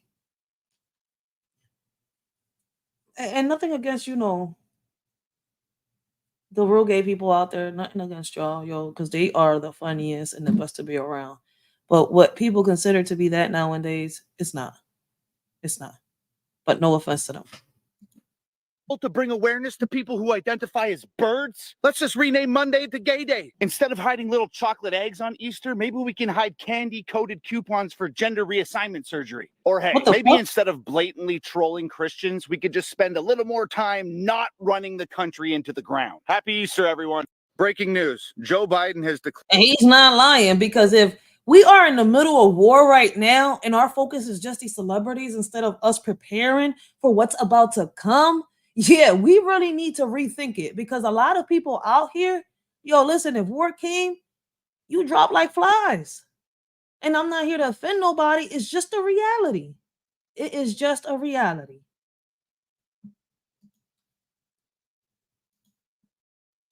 We are sorry. Oh man, yes. I'm gonna read a couple more poems and then get right into this video, because I'm gonna be honest with y'all. I remember when this video came out on January 2024, but I was going through what I was going through on January, because I had my accident in October of 2023, and I was still trying to get myself together around January. So I heard the news, but I never got a chance to react to the video, which I will be doing a reaction to it and an update to this. Because I remember when the story came out and I was stuck on stupid, like, damn, how could this happen?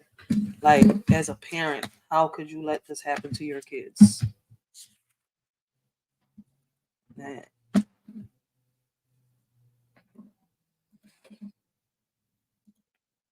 All right. This poem is about somebody that, I feel like I thought that was somebody real good here on YouTube, real cool. But in reality, this person turned out to be nothing more than just Lilith in disguise. And this person also taught me not to trust nobody here on YouTube, not to defend nobody on YouTube, because people on here, we know that avatars, right? You can't really trust somebody that is just underneath an avatar. But whether they have an avatar or not, as crazy is that some of the older people here on YouTube, right? We've come across these older people, right? These elders, thinking that there's somebody that we could, how can I say it? Trust, or thinking they're like the old elders that we watched growing up.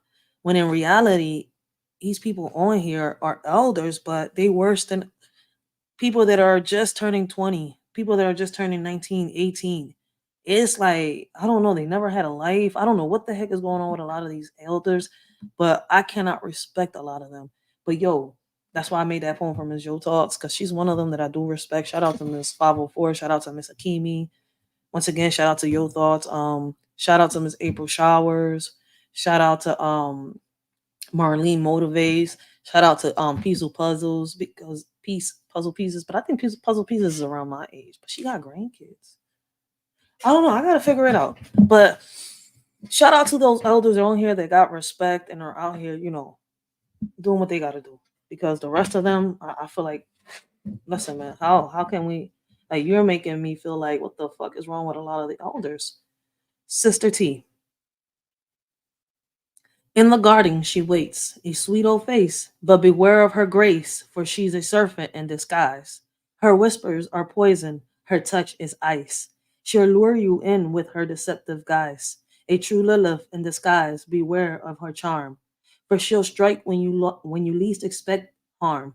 So be wary of Sister T, the wolf in sheep's clothing. She may seem gentle and kind, but inside she's loathing. A lesson learned hard from those who fell prey to the deceitful ways of the serpent at play. And that's how she made me feel. Because it's like, as an elder, I respected you. But then you've shown me that you are like the devil in disguise, a sheep.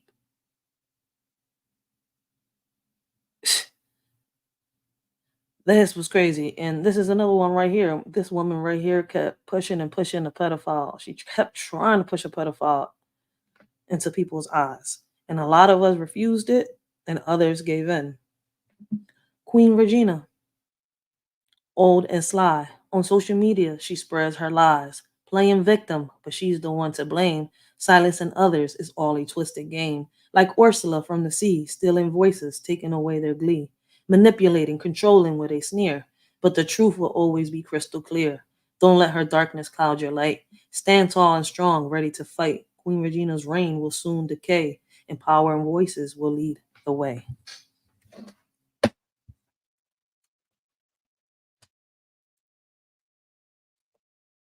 Here we go. Thank you, and shout out to everybody that has, inspiring me to write these positive poems right here. This one's called In God. When Busy said, "No more favors," I felt that deep in my soul. I talk to the person in the mirror, only in God she trusts. So do I. In moments of doubt and fear, I find solace in His grace, trust in His plan, come what may. In God's hand I always stay, no more relying on earthly things, for true strength comes from above. In every trial and every test, in God alone I put my trust.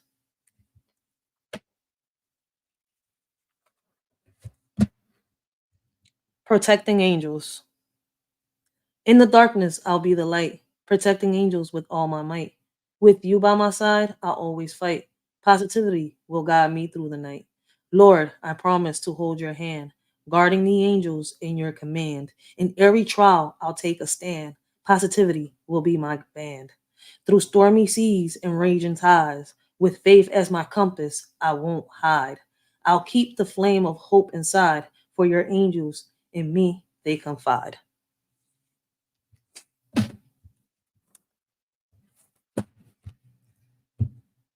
This pain. In the darkness, I find light. This pain fuels my will to fight. Lord, guide me through the night. Until we meet, I'll walk in your sight. Through trials and tears, I stand tall. Your love is my strength through it all. In each step, I hear your call. This pain is my motivation, never to fall. With faith as my compass, I'll endure in your footsteps. I am sure, Lord, my heart is pure. Until we meet again, of this I'm sure.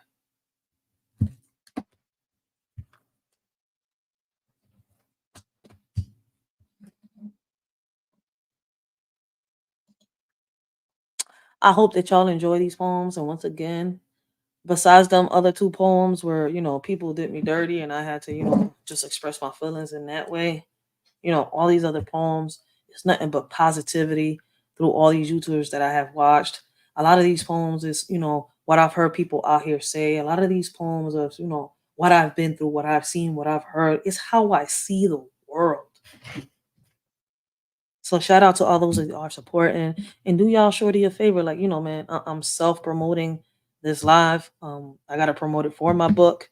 So if y'all like the live so far, make sure y'all hit that thumbs up. If y'all don't hit the thumbs down button. I'm not forcing nobody to, it's up to y'all if y'all want to hit that like or that thumbs down. It just helps a shorty get into the algorithm. Please make sure y'all share this video and help a shorty out. Because like I tell everybody, all I'm trying to do is just give some motivation, help the youth out, and in the hopes of it all, we can have a better future for our kids. Blessings, blessings, brothers, blessings. How you doing? But yeah, like I was saying before I started reading the poems, I've heard about the story back in January. We are right now in March, right? And there has been some updates. This person posted this in March 19, 2024. So I want y'all to hear about this. It's messed up. I don't know how there could be some moms out there that call themselves mothers, but I always tell a lot of people, not every mom that, not every woman that gives birth is meant to be a mother. And it's crazy while there's parents out there that, there's a man and a woman out there that's married and their biggest desire is to have a kid and give them everything, but they can't have no kids. They have to adopt. For a mother to sit here and, give birth to a child and just take their life like nothing. Oh man, they have no heart, no soul.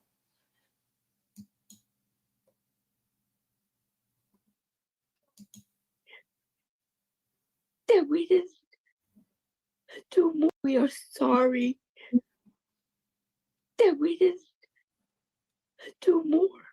And that we're never going to stop looking for him. It didn't have to happen. That baby was wanted. If not by her, by everyone else. His father wanted him.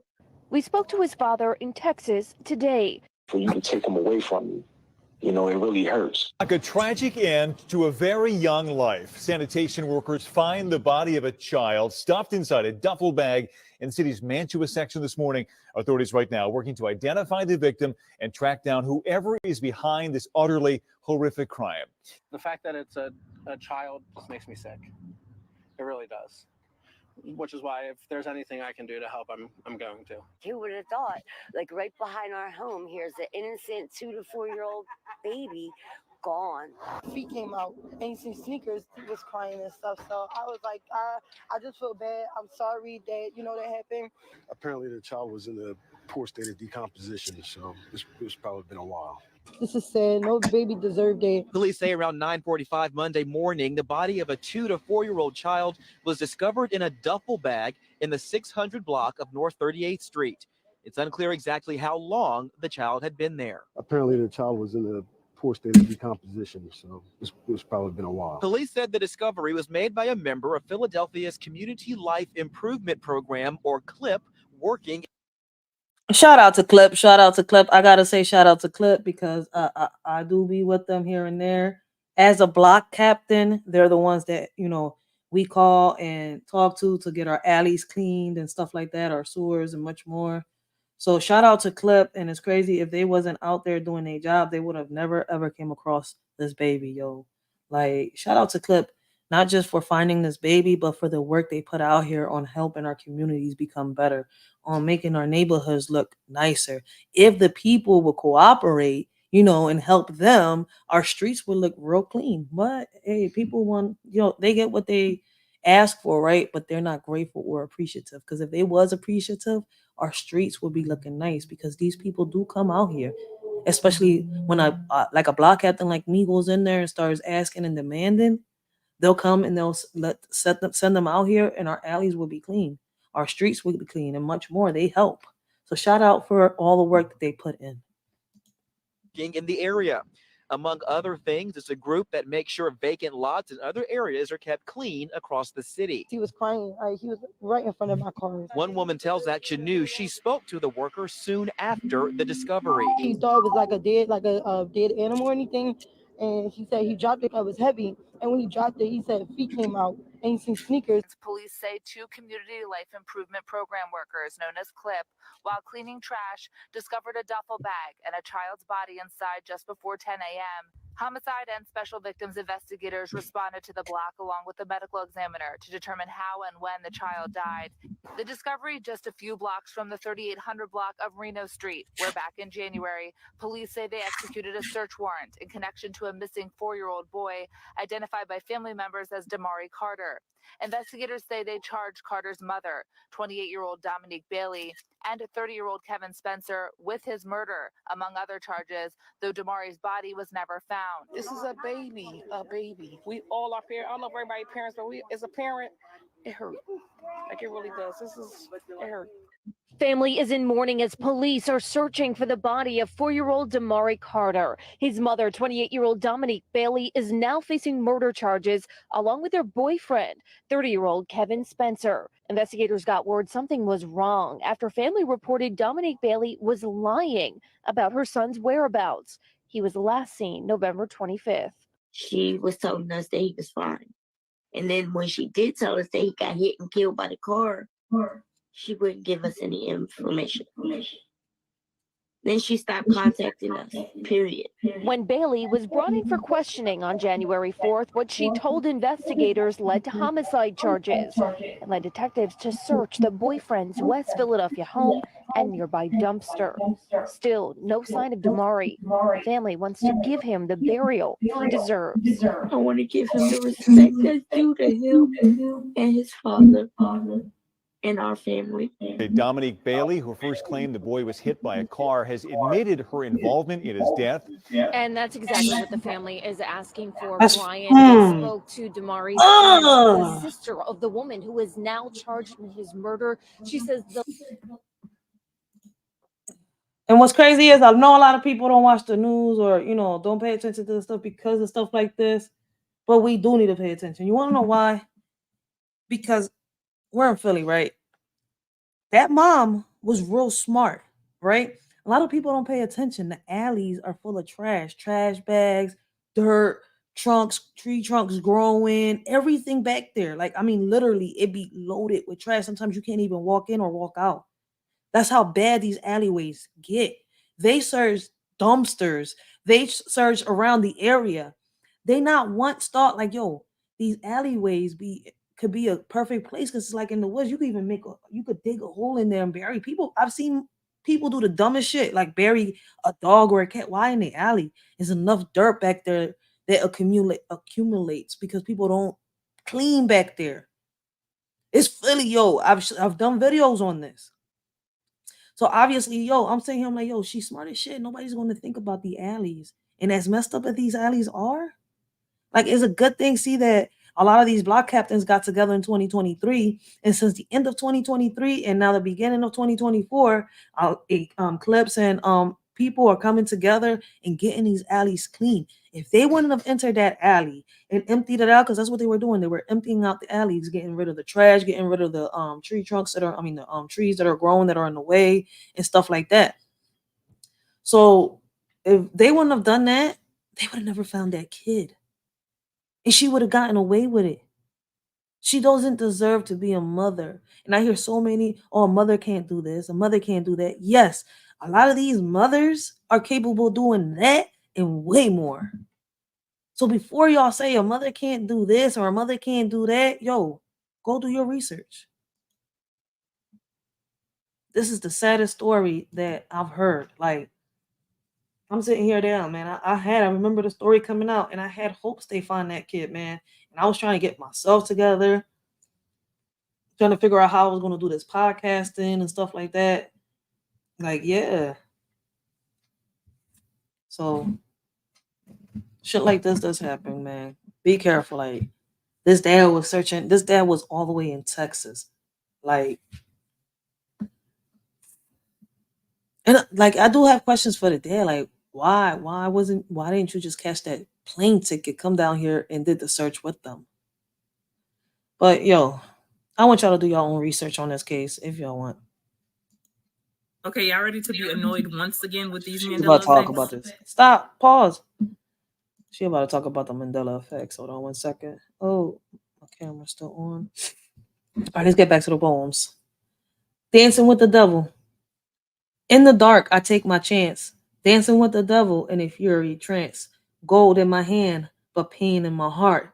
Burning flames tearing me apart. Caught in a whirlwind of desire and regret. Swaying to a tune I'll never forget. The thrill of danger, the weight of sin. A dance with the devil that I can't win. As the flames rise higher, consuming me whole. I'm trapped in this dance, losing control. With every step, I feel the heat intensify, dancing with the devil until the day I die. Hey, believe it or not, that's how some people feel. That's how some people feel. Lord, hold on one second.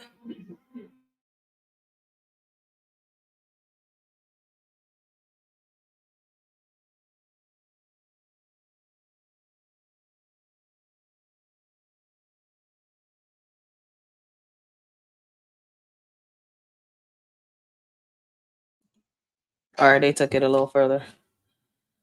Lord, you told me. Let me fix my book real quick. I'm sorry, guys.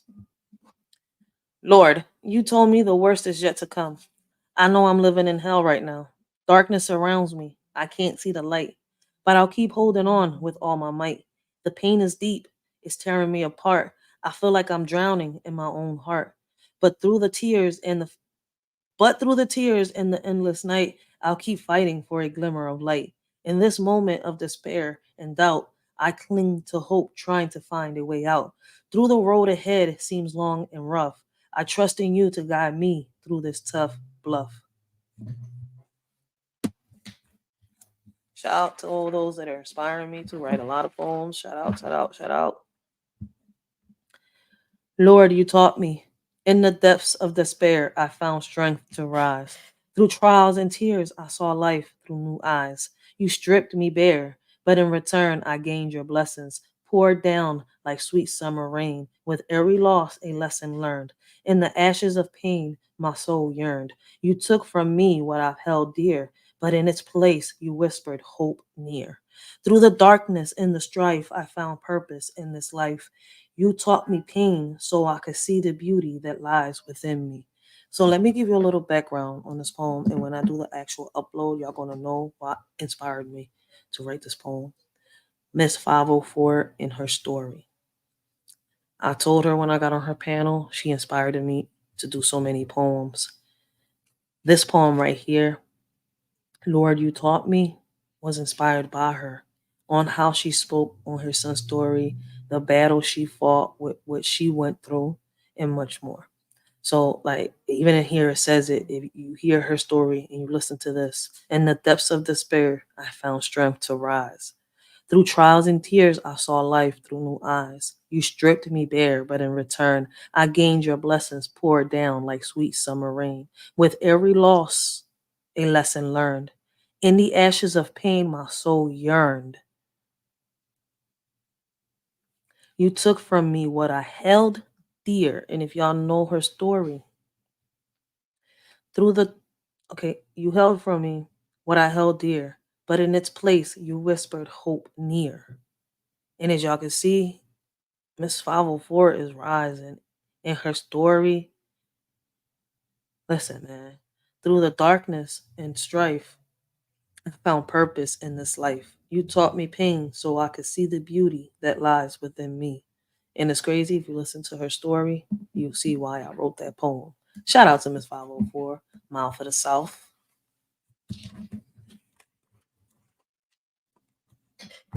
The pain. In the darkness, you were there, guiding me through my despair, teaching me to rise above, to find strength in your love. Through the trials, I found my way, learning to embrace each day with your hand in mine. I stand tall, breaking free from my shell's wall. Now I see the purpose clear. The pain was meant to steer me towards a brighter path where I found peace at last.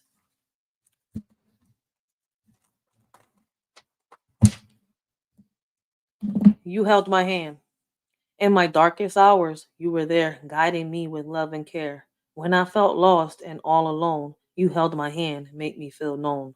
I lost the one who knew me best, but in you I found solace and rest. My heart aches for the one I've lost, yet in your arms I found a new cause. Besides my kids, you're my rock. Through every storm, every shock, Lord, it was you who held my hand. In times of sorrow, help me stand. May my mother and may my brother both have peace and paradise, because while they was both on this earth, they had so much pain that they were holding in to the day that the Lord took them in. That poem right there was inspired by them.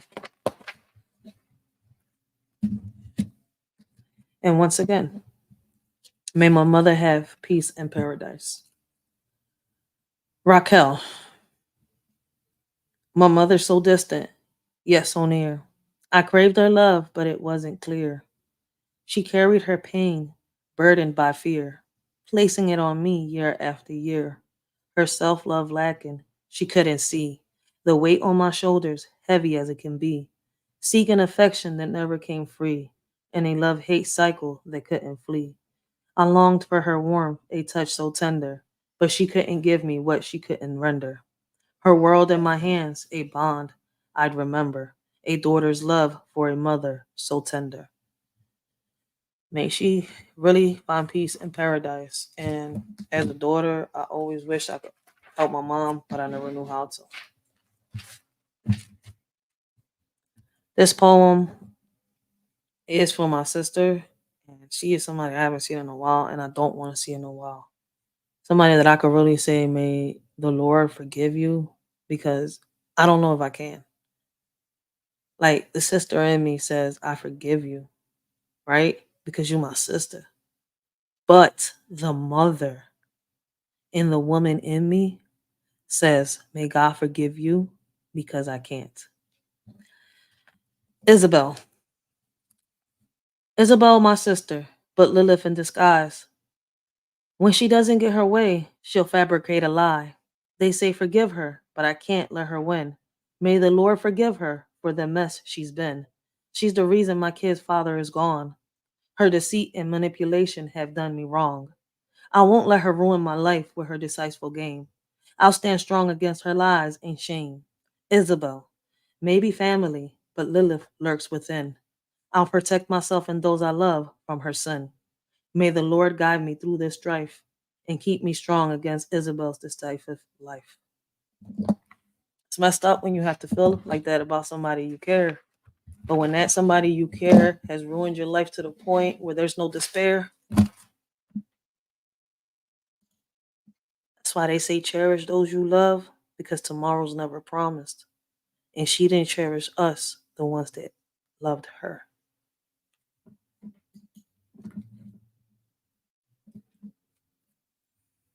Shout out to my baby brother, Antelmo. Antelmo, my little brother, I'm proud of you. Out there showing the world what you can do. Spina bifida doesn't define who you are. Talking, walking, reading, reaching for the skies. They said you'd be a vegetable, but look at you now. Defying expectations, breaking through somehow. Not bound to a bed like once feared. You're proving them wrong and showing no fear. You're an inspiration to us all, rising above the doubts and standing tall. Antelmo, keep shining bright and true. The world is all. The world is in awe of everything you do. And that is true. We're all in like, damn, like, whoa, wow. He's got spina bifida. Like, how is he doing it? Story time. Antelmo is my brother. He is 25 years old right now. And he is what you call a miracle child. He wasn't supposed to walk. He wasn't supposed to talk. He was supposed to be bound to a bed. And my mom fought to get him the help that he needed. Before, her head got all messed up, she fought to get him the help that he needed, the services that he needed, the therapy that he needed. And my brother, by the time he hit 7 or 8, which he wasn't supposed to, do the things he did by then, he was still wearing diapers, but he was able to walk. He was able to talk. He was writing like a kindergartner. He still does, kind of. But by the time he was 10, he didn't need no more diapers. They said he was going to be bound to a bed for life. And he has proven the world that anybody with spina bifida can overcome that illness. Because Even though he had to have a couple surgeries, one so that he could be able to hear, he had to wear a hearing aid for a couple years. He doesn't need it no more. One to fix his spine. I mean, two to fix his spine, and there was a couple of them. And my brother is out there walking, and I can really say I'm proud of him. I'm so proud that, listen, man, words can't explain.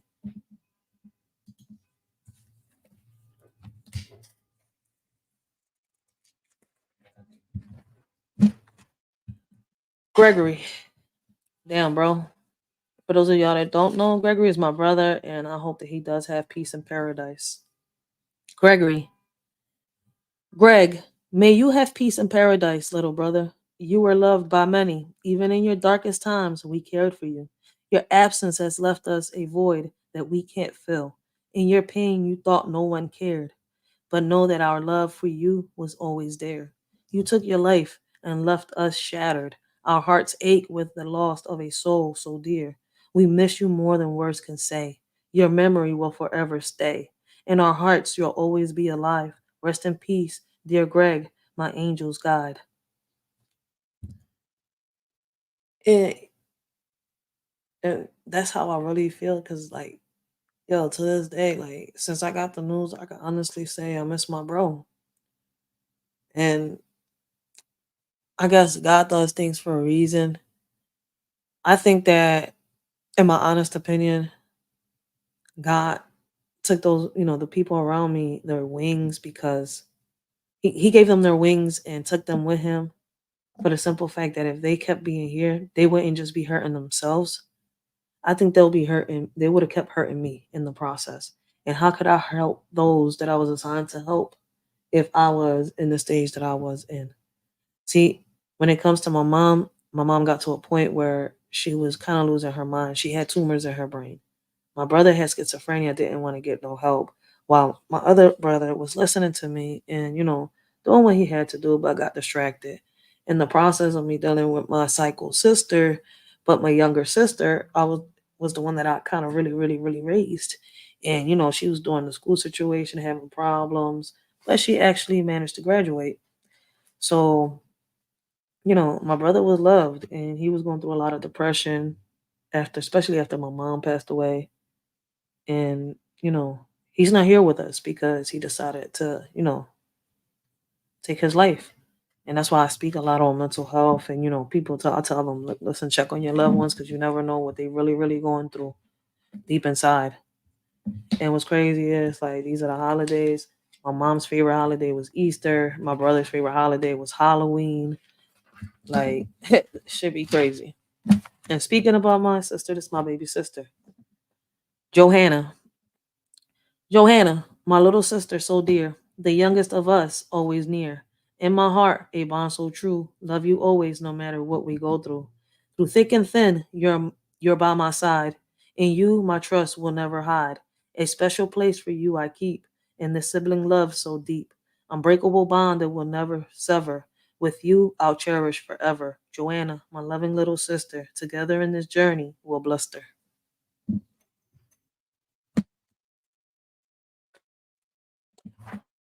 All right.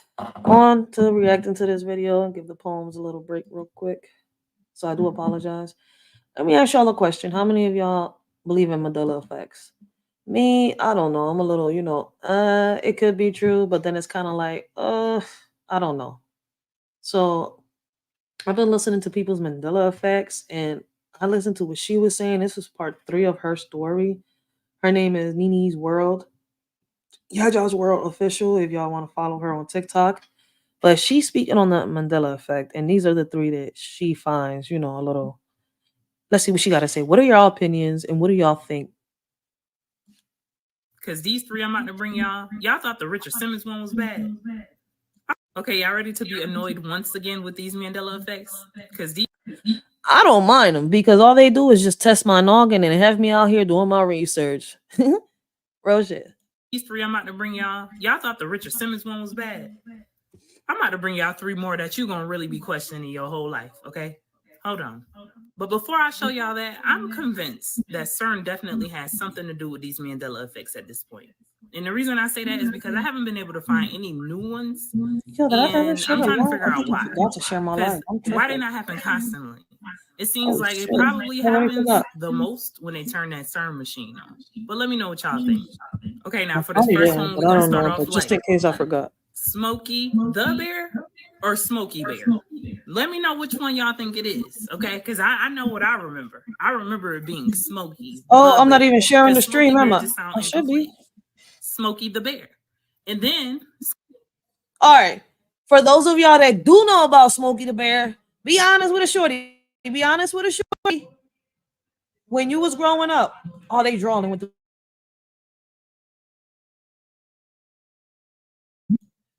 when y'all was growing up, was it Smokey Bear or Smokey the Bear?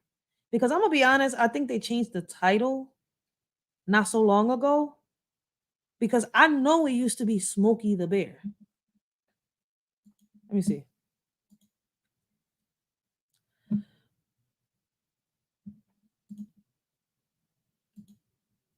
Was it Smokey the Bear or Smokey Bear? In order to maintain the correct rhythm, the writers added a the between Smokey and Bear as treatment to the song's popularity. Smokey Bear became known as Smokey the Bear to many adoring fans, but in actuality, his name never changed, and he still is known correctly as Smokey Bear. So the came afterwards? Hold up. Why is correct Smokey Bear or Smokey the Bear?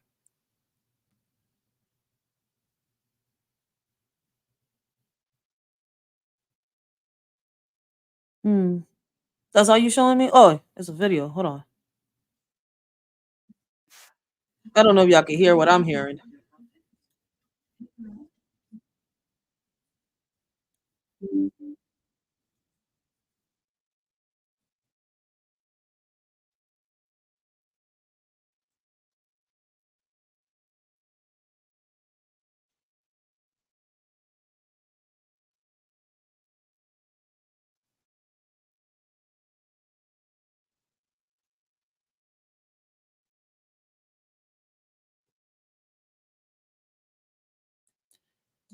Hold up. Wait. I gotta share this. Hold up. We'll get right back to the Smokey the Bear TikTok video, but I gotta show y'all this.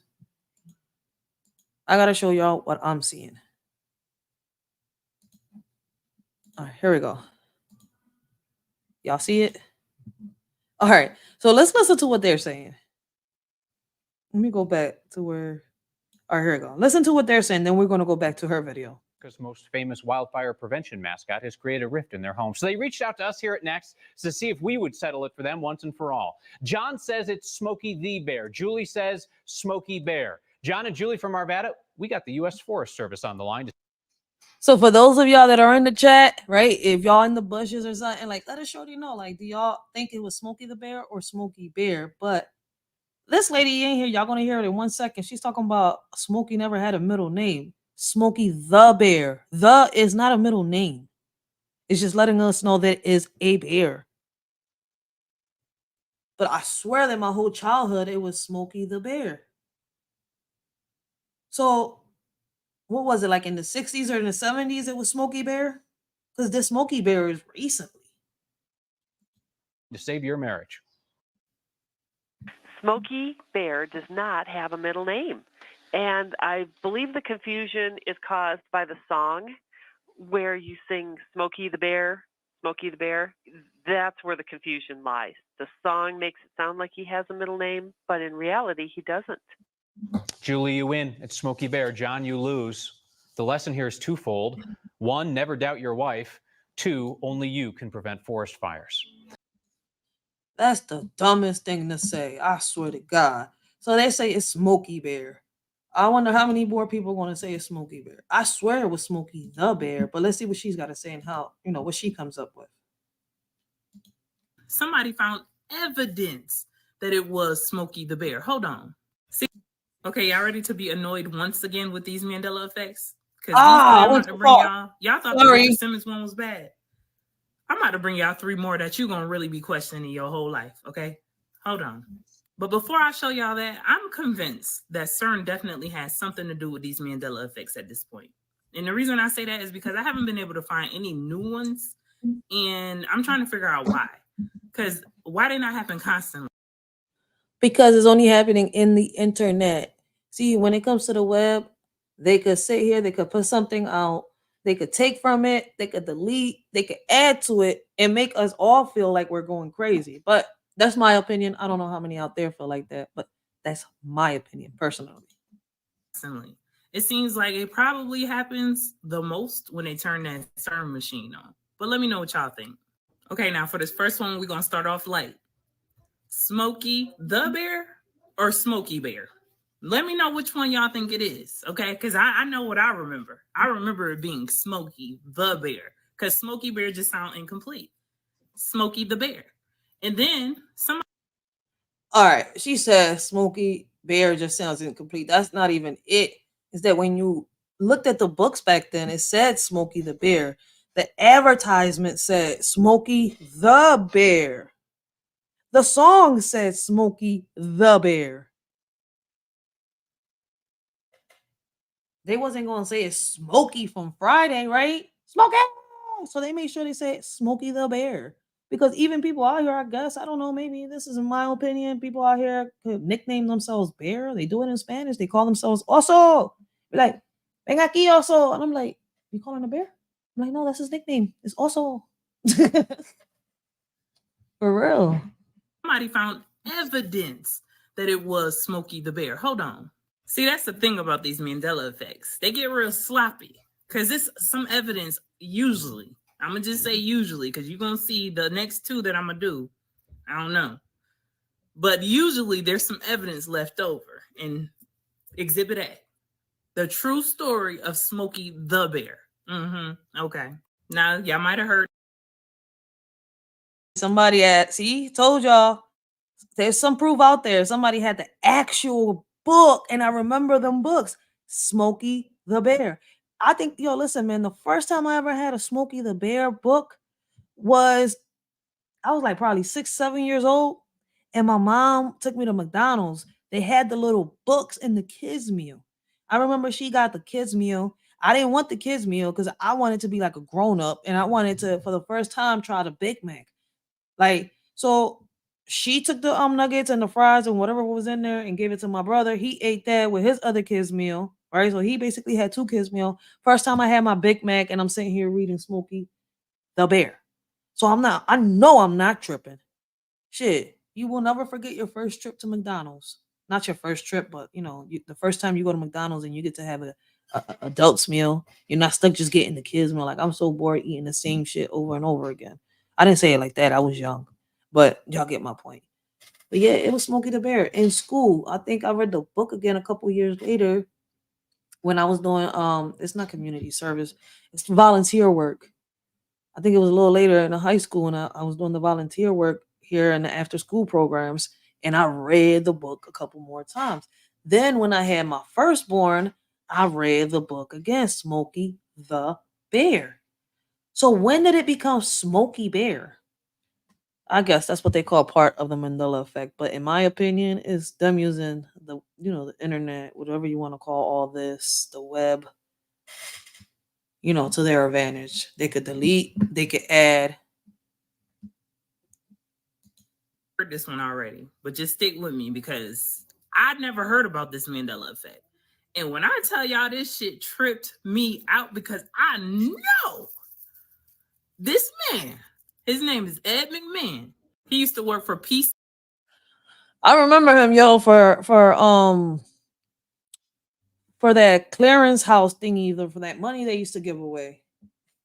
I remember the bull, but they're saying that he never existed and he never did the checks. I'm not ever gonna forget that, John, because I used to do them little thingies. Used to always be in the little website. Used to always do the little scratch cards. I'm like, I'm winning this, John. Like, fuck it. CH Publishers Clearinghouse. There you go. That's what it was. I said clearinghouse. Publishers Clearinghouse. Yo, I know I was signed up to that, John. I was 18 years old the first time I heard of it. Like, for real. I ain't gonna sit here and lie. I was hyped. I was like, yes. But they're trying to say that man, this man standing up here with this big ass check and them balloons behind him, like I remember him. They trying to say that he never delivered those checks and he never worked for Publishers Clearinghouse. She said I called BS though. BS though. I didn't really Proof of the Mandela effect of Ed McCabe's publisher. I remember this. connect what they were talking about. They started saying you owed them money for a check or something like that. And I wasn't thinking about Publishers Clearinghouse. I know those guys, and they're still waiting. Publishers Clearinghouse. And I wasn't thinking Publishers Clearinghouse. Would actually walk up to people's doorsteps and give them the check. Yeah, sure. How many times did you present someone with a I gave away $110 million. up to people's doorsteps and give them the check? Yeah, sure. How many times did you present Okay. someone- Another one.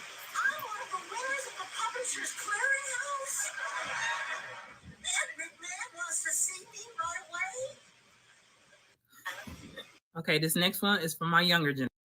Yo, they even had it in the damn show. What show was that? I want to go back a little bit, but I don't want to go too far. Right there, right there. What show was this? I remember this show. What show was this? Damn. Okay, this next one is. But yeah, like I said, I think that Mandela effect thing, they just taking out because there's proof that, you know, he was out there. But then again, we know a lot of stuff has been staged, like, you know, the landing in the moon. Damn, I could go down the list. Like, I would say that, you know, me doing my research, people be saying, Rachel, you tripping, like, but I think, you know, Malcolm was the real person. Martin was just a plant. But hey, that's my opinion. So it's kind of like, could they have staged it to make us believe? We live in a world of illusions. We really do. Like, if y'all watch the movie Kong, didn't y'all notice that when he threw that big ass tree into the sky, he hit the sky, right? But did y'all not notice how he shattered the sky allegedly? And it looked like a big stage behind it? But I don't know. Maybe I'm the only one that noticed that part in that movie. For my younger generation. The last video I did, that was for my 80s babies, you know, 70s. This one for my younger generation. Help me out with this because I asked my children, they already done confirmed it for me. But I want y'all to help. Blessings, Tay Eats. Blessings, how you doing today? Yo, y'all got me geeking on these videos. Y'all uploading. You ain't anti-social. Help me out. Cindy Renee Cheeks. I don't know if that's her middle name, but we gonna go with that. She said Cindy Renee Cheeks. So look at Cindy. Sandy Cheeks. I know for a fact that she used to wear a backpack or an oxygen tank, whatever that square mechanism was behind. Oh, she did. She always had that. That was her breathing tank. She even told SpongeBob on one episode, look, listen, man, I was 15 years old when freaking SpongeBob came out, right? The year after that, my son was born. And he was like really into SpongeBob when he hit like 3 years old. I swear to God. I don't forget the damn theme songs. Who lives in a pineapple under the sea? SpongeBob SquarePants. Yo, and then there's one episode that he was in love.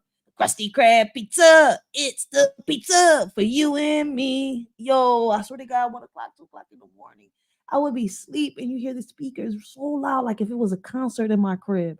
And it was my oldest son. The Krusty Krab pizza is the pizza. Or if not, the day I tore my pants. I can't remember the song right now, but God damn, my son was a fan of that show, yo. I swear.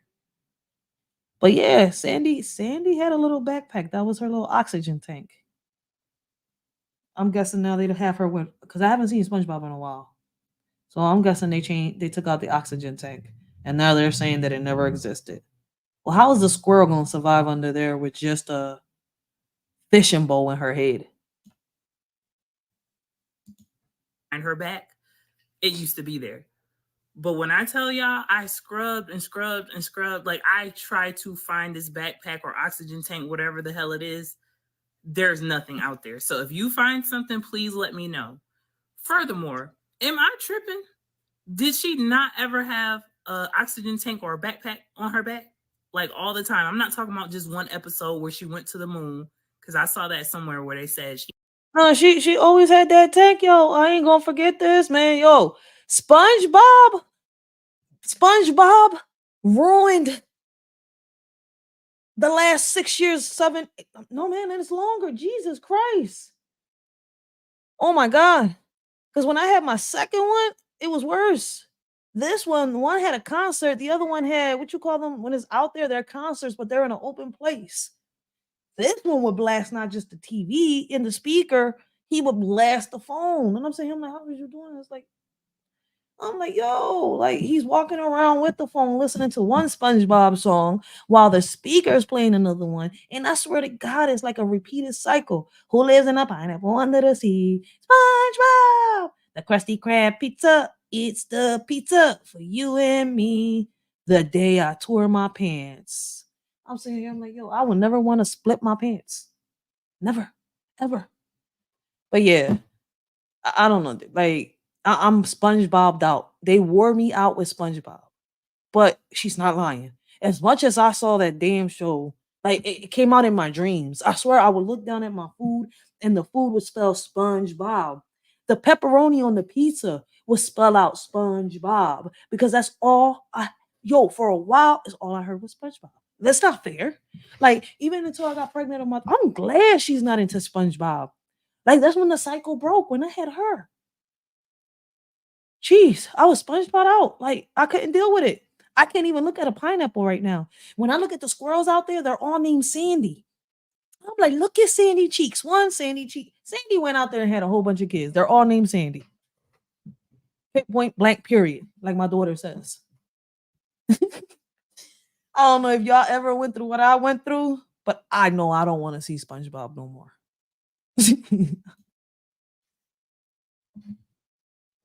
My bad. Let me look at the chat real quick. I'm so sorry. I'm over here focused because I'm also trying to read the poems at the same time. So through every video I react, I read 6 poems. Hold on, my bad. Let me check the chat real quick. I know I saw Tate Eats come in. Yo, Tate Eats and Antisocial, when they get together, they be funny. Y'all gotta watch them. If y'all haven't checked out Antisocial and Tate Eats, go check them out. Antisocial be funny with that granny.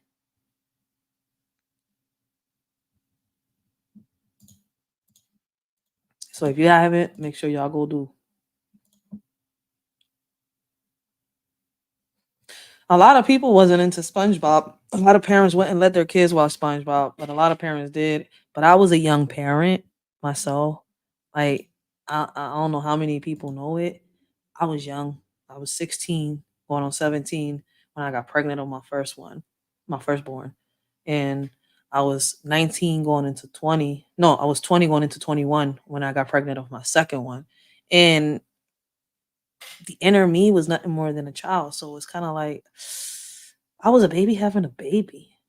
So obviously, if I'm still watching Scooby Doo at the time I'm having them, what makes you think I went and sit down and watch SpongeBob? I was still watching Scooby Doo. I'm still watching Scooby Doo. Y'all know I still watch Sailor Moon. I still watch a lot of my childhood cartoons. The only thing I don't watch is I love you, you love me, with a great big hug from me to you. Like I don't watch the little purple dinosaur no more after I found out things about him that broke my heart.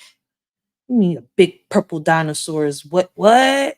Y'all don't know what I'm talking about? Go do y'all research. I don't want to, break nobody's childhood like they broke mine.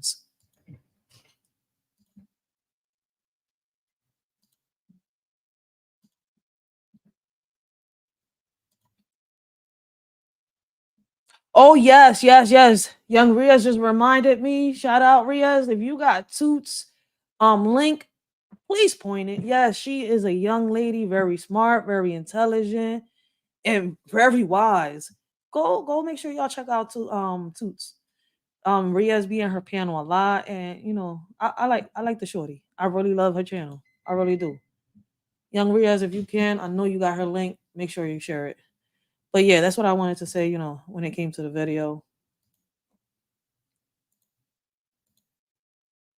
Oh, what happened? Why you stop sharing my screen? I didn't give you permission to do that, weirdo. Go back. Thank you. Now, was she done her point? No, she's not. He only wore it one time. No. I remember Sandy Cheeks wearing a backpack all the time. Now I'm gonna keep digging to try to find y'all some new ones. But until then, y'all be sure to let me know what your thoughts are in the comments. And also let me know what you think about the Mandela effect. Do you think we're just going nuts? You think we in a parallel universe? Do you think that the government playing with us? Like, there's so many different theories out there. I would love to hear from you. Peace, love, and gratitude for. And that's a fact. I got the same question she got. What do y'all think about the Mandela effect? Like, do y'all think it's the government fucking with us or what?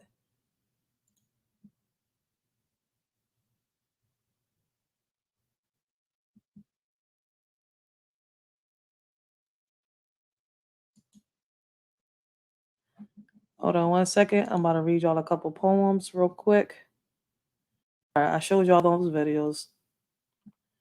Yeah, let me see what else is new here on TikTok. Because I think I'm caught up. ¿Qué filtro más mentiroso? Yeah. I'm caught up with the video, so I'm gonna just read some poems on here. What about Prince? Man, Prince had it coming. The devil came and collected, period. We only had 5,125 years to leave. We only had 5,125 years to leave the solar system. We never left. Now we're stuck here. Is there deeper meaning behind this solar eclipse?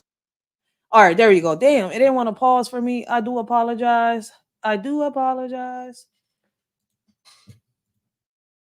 Rachel, me and Mom Balls are amazing together. Rachel done. Government changing the narrative. Oh, I'm with Tay Eats on this one. All right, so I'm about to read a couple poems before we get into this, and he's talking about the eclipse. I don't know if y'all have done your research, but yeah, it's they talking about it earlier. Earlier during the live, I was talking about the war that Russia is announcing. People were saying that it's old news and stuff like that, but it can't be old news when Putin in March 13 said what he was going to do, and then not so long ago, here comes the president of Iran or whoever he is threatening the USA in USA soil. So I'm sitting here, I'm like, yo, it's crazy because while Biden's up there, sunbathing, we're in the middle of war. Like, this nigga needs somebody to change his diaper like a lot of these kids. He don't. Rachel, keep your comments to yourself because they have sent people out for people that have said bad stuff about him. But anyways, this next poem is called Berwin, and it's in memory of my boy's father. I have two baby fathers. My first two kids belong to the man I'm about to read the poem about. May he have peace in paradise. And my daughter is from the man that I am with currently right now. But this is my boy's father. May he have peace in paradise, Berwin. Berwin, you taught me love divine, guiding me to womanhood's shine. Blessed with our sons, pure and kind. In paradise, may peace you find. Our boys grow strong just like you. Your spirit shines in all they do. Wish you were here to see them through. Proud young men, a blessing true. In my heart, your love will stay. Forever grateful every day. Berwin, may your soul find its way. Peace in paradise as we pray. So to the father of my two oldest kids, I've always, I always say, may he have peace in paradise because he was really hurting while he was here on earth. Berwin Jr., this is my oldest son. In a world of his own, Berwin shines bright. Autism won't define him. He's a radiant light. His big heart and smarts make me beam with pride. A blessing of love, my son by my side. Living in his own world, yet so real and true. Berwin's uniqueness is a gift I cherish through. Autism may be a part, but not all he'll be known for. His potential and love are what I adore. Every day I show him the world beyond his view, teaching him that his worth is always true. Berwin, my firstborn, with autism, you're smart and kind, a beautiful soul that forever shines.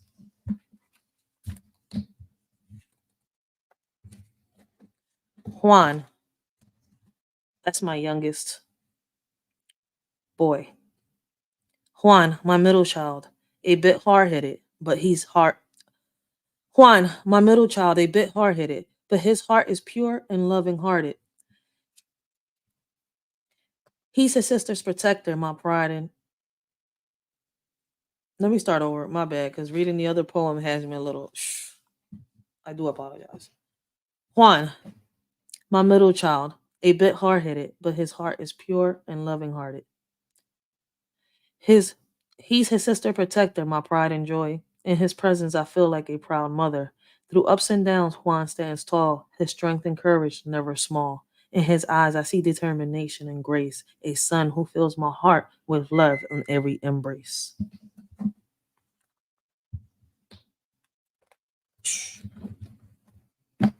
Samin. Samin, my baby girl so sweet, the youngest of three, a blessing complete. You make me proud in every way, my princess shining bright each day. You are mommy's greatest gift, a precious soul my heart you lift. I thank the Lord for each night, my love for you shines ever so bright. In your eyes I see pure grace, God's love reflected in your face. Samin, my baby girl divine, forever in my heart you shine. See, that's my baby girl, and her brothers are her protectors. I love the bond that I've helped my kids create, and I hope that when they get older, they keep it. This poem is for my baby dad, my fiance, the father of my daughter, Raheem. In Raheem's embrace, I find peace. His love surrounds me, it will never cease. A bond forged in faith, unbreakable and true. With him by my side, there's nothing we can't do. Raheem is my rock, my guiding light. Through every storm, he holds me tight. His strength and courage never wane. In his arms, I find solace from the pain. Together we stand, hand in hand, facing life's trial. We'll make a stand. Raheem has my heart, and I have his. With God as our witness, our love will always persist. Shout out to my baby daddy. Shout out to my baby pops. Now, I've made this poem out here for a lot of people that have, they go through a lot of things and that think that they cannot overcome a situation, stuff like that. Like when I came up with the phrase, never will I let another have, it was told to me by somebody else. Like, say this phrase, like, you will never have, never let somebody have the power to take over yours. Da, da, da, da. I could just keep going, right? So a little while back, I came up with my own phrase, right? And then what I did was I turned that phrase into a poem, and it's called Never Will I. And it's for those people out there that think they cannot overcome whatever tragedy, whatever trauma they've been through.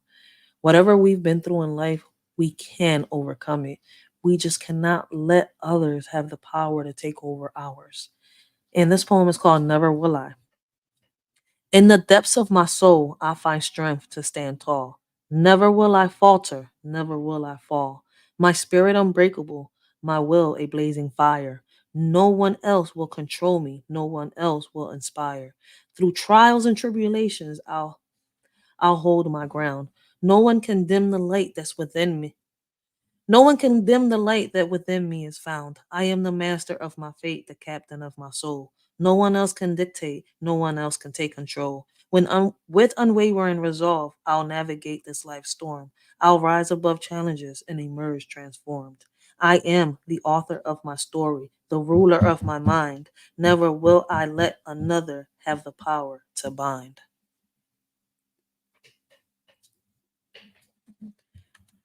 I surely hope y'all enjoying these poems so far.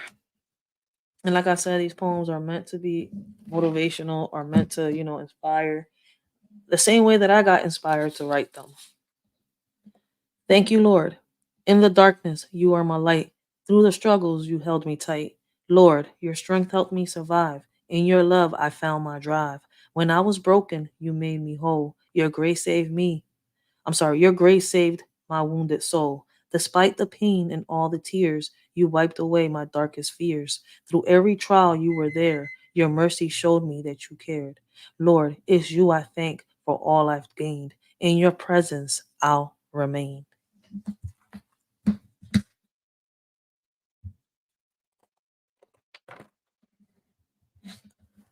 My innocence.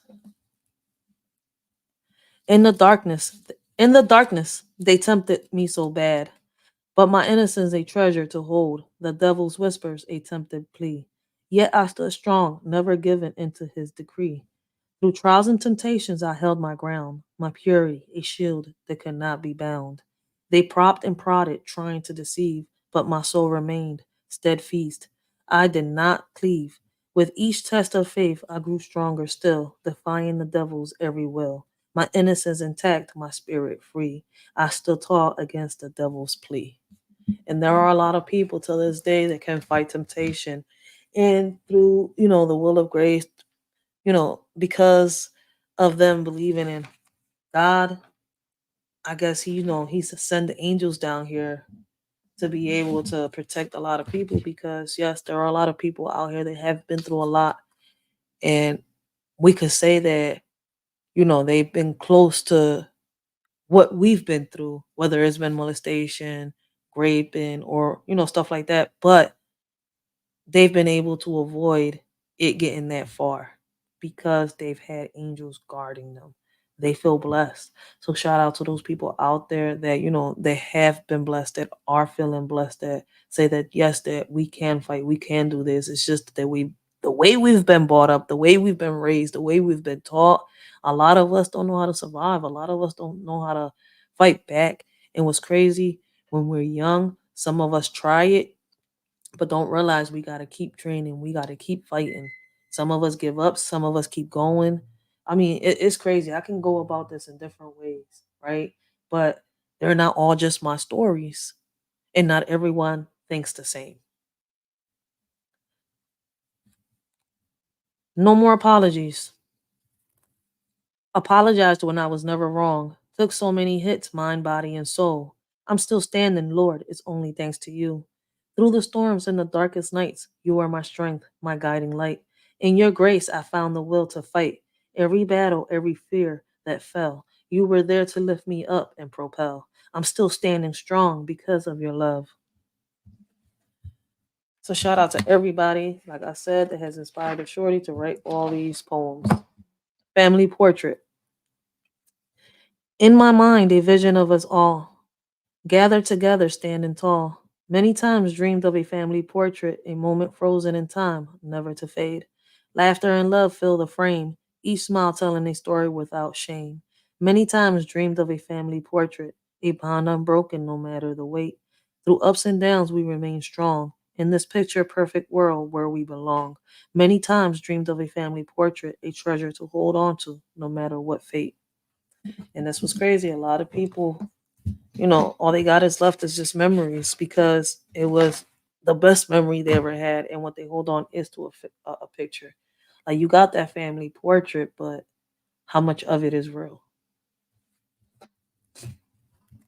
Lord, in times of doubt, no, the poem is called Lord, so I don't confuse nobody. In times of doubt and fear, you're always there. Your love and grace beyond compare. Lord, I've learned that in you I must believe, for only in your arms my heart finds reprieve. Through trials and storms, you never leave my side. In your strength and wisdom, I will abide. I trust in you alone, my rock and my guide. With faith as my shield, in you I confide. When darkness falls and hope seems lost, I turn to you no matter the cost. You light the way within unwavering trust. In your embrace, I know I must adjust.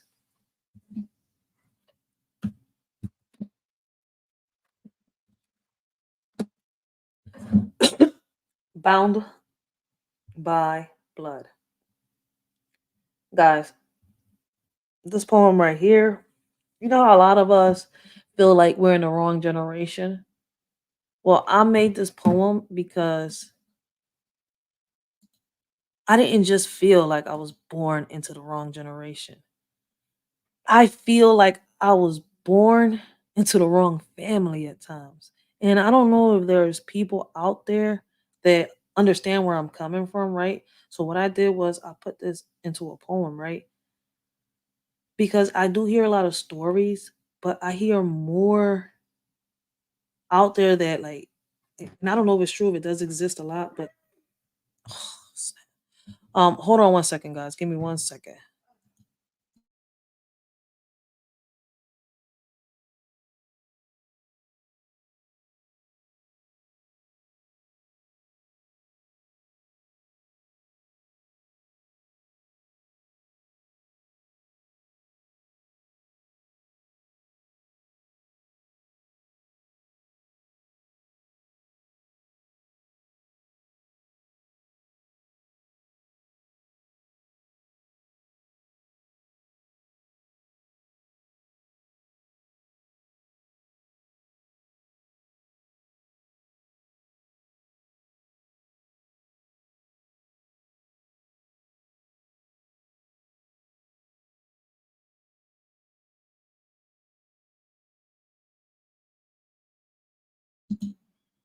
All right, I do apologize for that.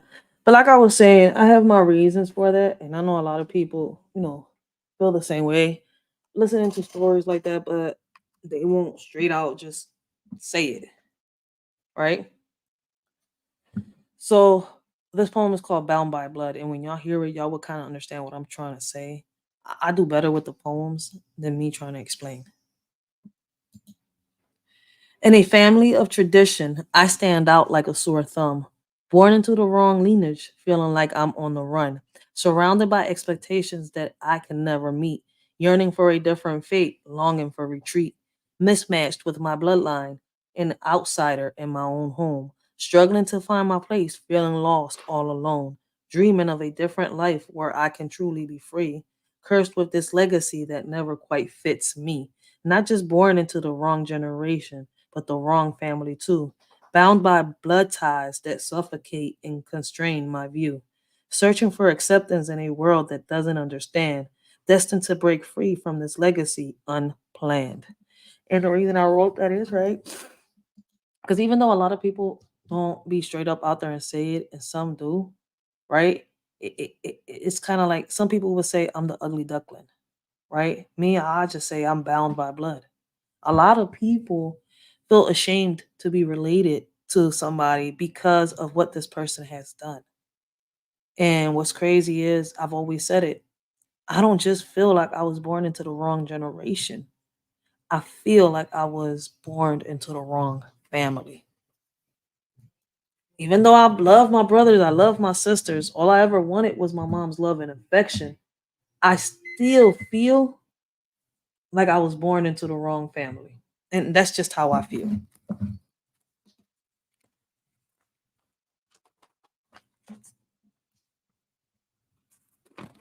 Oh snap! Okay, I hit into the YouTubers again. Damn. Oh, okay. It's just one YouTuber, random poems, and what YouTubers again? Yep. Okay. All right. Shout out to Dan D POV. He's somebody that I do watch on here. A lot of them. A lot of people like him. A lot of people don't. I have my own opinion about him, and here it goes. Dan D loves women in sports, tech expertise. He's never at a loss. Comedian charm, reactions so true. Exposing lies, that's what he'll do. Videos play, his reactions are real. No falsehoods can ever conceal. With honesty as high. Damn, Ray, what's going on?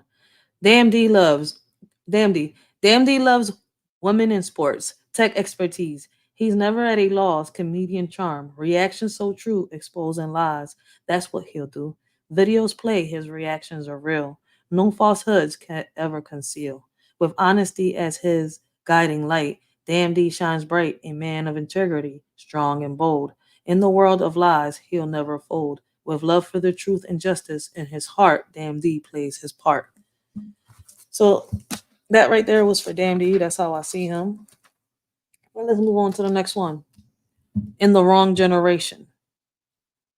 In the wrong generation, lost in time's illusion, God's mix ups in my mother's womb, a cosmic confusion, feeling out of place like a puzzle piece misplaced, searching for my purpose in this unfamiliar space, born into a world that doesn't quite fit, an old soul trapped in a modern day script, yearning for simplicity, longing for connection in a fast paced world of constant rejection. I navigate this life with an ancient soul's gaze, struggling to find my path in these chaotic days. Perhaps God had a plan beyond what I can see to challenge me to grow and set my spirit free. And that's probably true. Listen, man, we never know.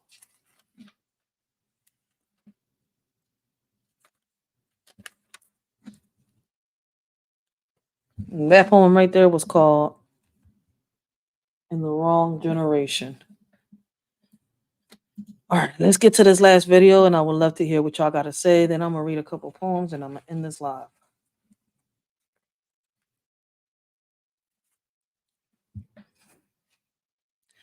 Let us shorty know what y'all think about what this man has to say about the eclipse on 4/8/2024. We only have 5,125 years to leave this solar system.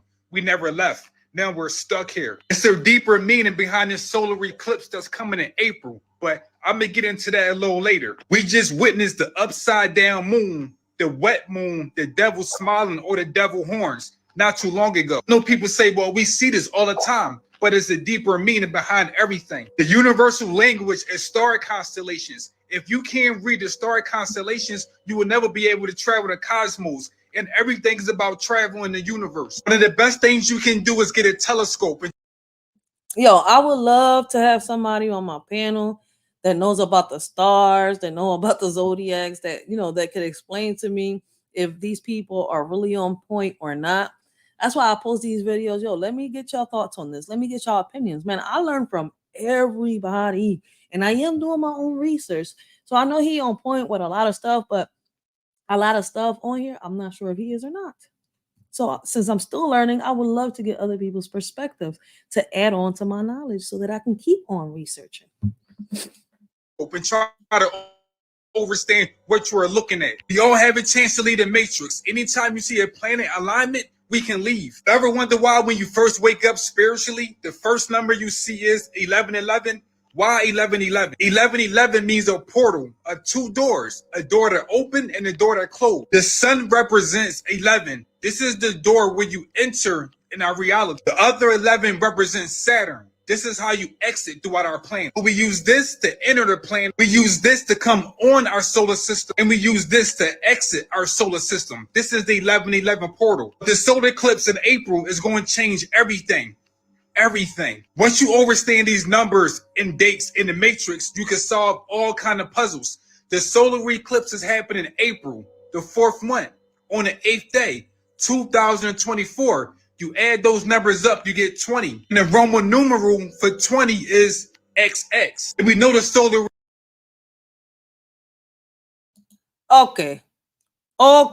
Where's antisocial or Tate Eats? Where's the word? I know y'all know what he's talking about and these numbers. Help a shorty out, man. Y'all want the link to the video? Hold on. Help a shorty out.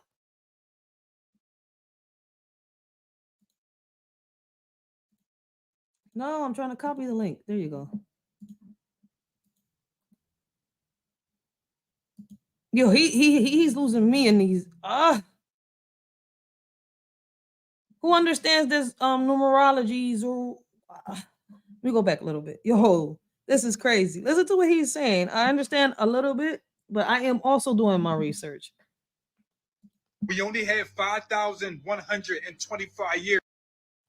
Now, he's on point with that. I was learning about that. Allegedly, our time here is running up, right? So that's what I was trying to talk about the last time, but I didn't know how to explain it. So I'm glad he's speaking on this. It looks like he knows a little more about this. But they said it was going to happen around 2024 or around 2025. We're in 2024 and all this is happening. And he's speaking on this and a lot more people. Let me see.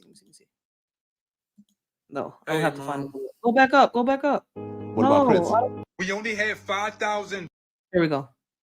125 years to leave this solar system. We never left. Now we're stuck here. It's a deeper meaning behind this solar eclipse that's coming in April, but I'm gonna get into that a little later. We just witnessed the upside down moon, the wet moon, the devil smiling, or the devil horns not too long ago. I know people say, well, we see this all the time, but it's a deeper meaning behind everything. The universal language is star constellations. If you can't read the star constellations, you will never be able to travel the cosmos. And everything is about travel in the universe. One of the best.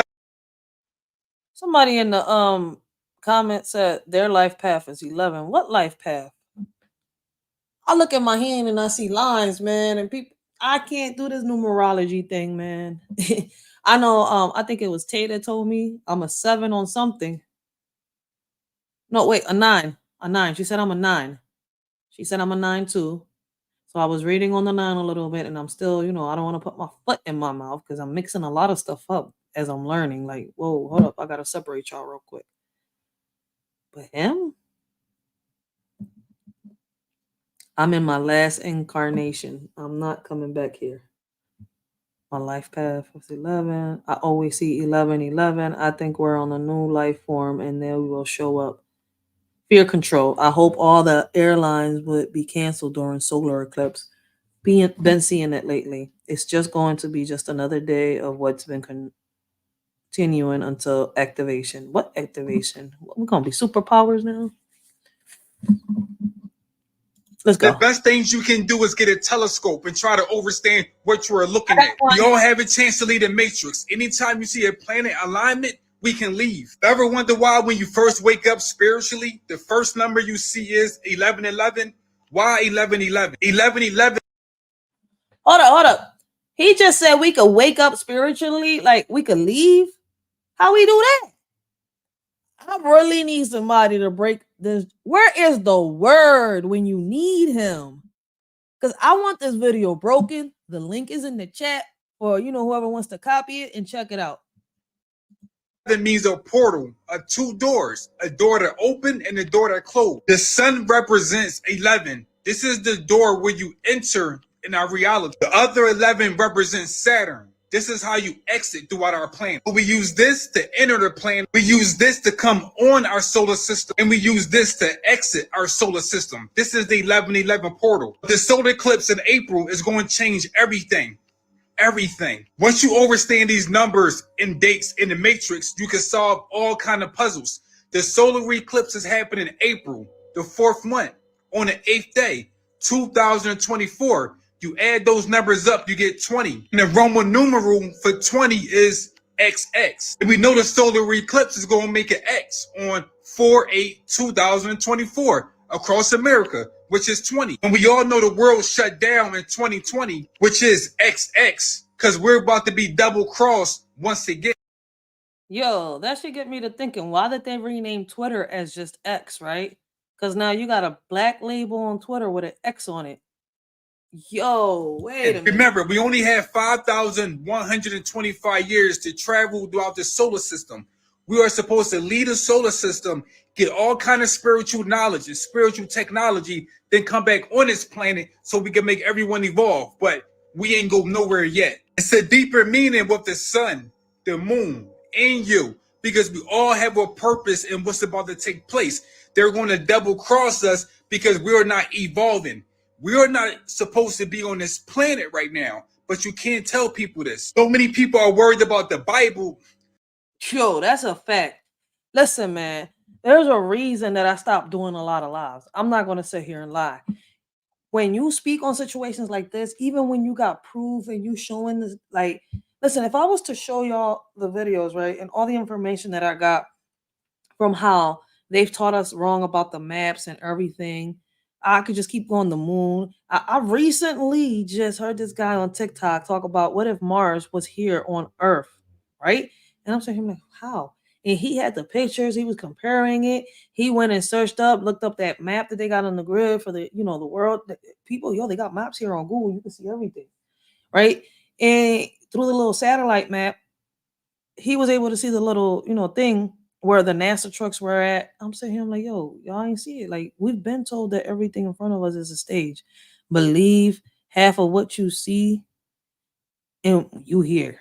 Like, you have to, like, this is crazy. If you can't believe half of what you see and half of what you hear, how do you get to the truth? If half of what we see is not real.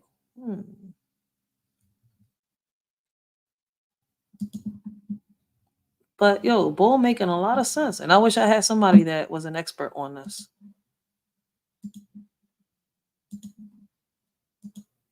This don't have nothing to do with religion. It has everything to do with spiritual growth. We are supposed to leave this world so another life form can actually grow. And once those life forms evolve, we're supposed to come back in our spaceships and we're supposed to tell them this is how you're supposed to live. But we're not traveling no more. We only have 5,125 battles of the world. I would really love to get people's opinion on what this young man has said here. years to leave the solar system. What y'all think, man? Let me see what else. All right, another thing. Shit. All right, now y'all can see the video. Let me know what y'all think about what he says. CIA agent is going to explain if Trump is a threat to America. Look. First, Trump getting elected or Trump not getting elected?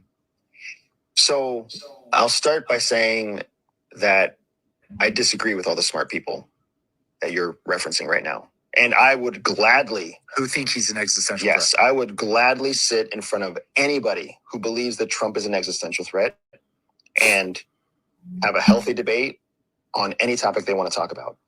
Because I have actually seen existential threats, and Trump is not that.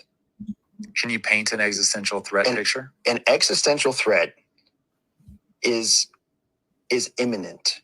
It means that it is the last step before the holistic destruction, the existence, destroying from existence the target that it is threatening, right? So let's consider a battleship, right? A hypersonic cruise missile will destroy a battleship, right? It is not an existential threat to the battleship. Even though it will destroy the battleship, it is not an existential threat to the battleship because if even one soldier survives, the memory of that battleship in current memory still exists. Not to mention all of the documentation about the battleship existing, and then they rebuild a new one, they give it the same moniker, and it's right back in service again, right? It is a perilous threat. It is not an existential threat. Truly existential threats are things that will wipe you off the face of the earth, right? Iran wants to wipe Israel off the face of the earth. That is an existential threat. And when they say that, when they announced that, they were talking about Israel, the state, and Jews. They want to destroy them. Nazi Germany posed an existential threat to the Jewish faith. Literally a systematic commitment to destroying an entire generation, like the entire existence of it forever, taking it off the world stage forever. That is an existential threat. What happens is that we have become spoiled in our terminology. Catastrophizing has become so common that now to get people emotional, to get people to move on their beliefs, you have to ramp everything up. To get past the volume and the velocity of data, you have to say the next most extreme thing. When you say the most extreme thing long enough, if you call yourself stupid enough times, guess what you start to believe? You start to believe you're stupid. So when you tell people enough times, it's an existential threat, it's an existential threat, it's an existential threat, you start to actually believe, wow, maybe it really is an existential threat, without stopping to think, in one presidency, no president, Trump or anybody, no president can disband two of the three branches. The only thing the president can really do is write an executive order about the executive branch. Now, I want y'all to listen carefully to what he's saying, because even though in the comments, I see, in the comments here, I see people talking like, oh, scare tactics and stuff like that. But we know it's scare tactics, but listen to what the guy is saying. We're not talking about what Trump is saying. Listen to what the guy is saying. He's actually giving y'all pointers. And I've been talking about this for the longest. People focused on the president when we should be focused on them branches, because all he does is sign a piece of paper that says, I approve or I don't approve. The rest of it is up to us in reality. He just signs it. But these three branches is what we need to focus on, because guess what? It's not what we think it is. Stopping to think, in one presidency, no president, Trump or anybody, no president can disband two of the three branches. The only thing the president can really do is write an executive order about the executive branch. If our Congress exists, we exist. If our judicial branch exists, we exist, right? And the other two branches are there to keep the executive branch in power. So one 4-year presidency, one 8-year presidency, two 8-year presidencies with President Trump is not, with a future President Trump, is not going to be the end of America. Could it do significant damage? Absolutely. But it's not an existential threat. It just isn't. It doesn't threaten to end the United States. It threatens to make life difficult, but lots of things threaten to make life difficult. We can't guarantee that Trump comes into office and somehow everything changes for the better. Who knows? We don't actually know. There's a term that we use in intelligence operations called the cone of uncertainty. And if you imagine like a funnel or a cone or a pennant, whatever, it's a certain shape. The timeline of known reality goes right up to the beginning of the cone.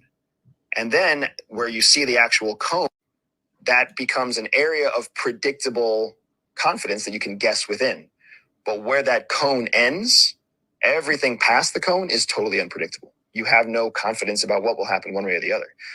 So unless there is an existential threat, threatening the existence and future existence of something within that cone, then you can't really take it as a level of confidence one way or the other. So my recommendation to those people catastrophizing and everybody who's feeling that pressure, that anxiety, have a plan for when Donald Trump is announced as the winner of the presidency. Have a plan for it. Hope and vote against it all you want, but don't let it happen without a plan for what to do next. We have a plan for what to do next. Our plan takes us out of the United States.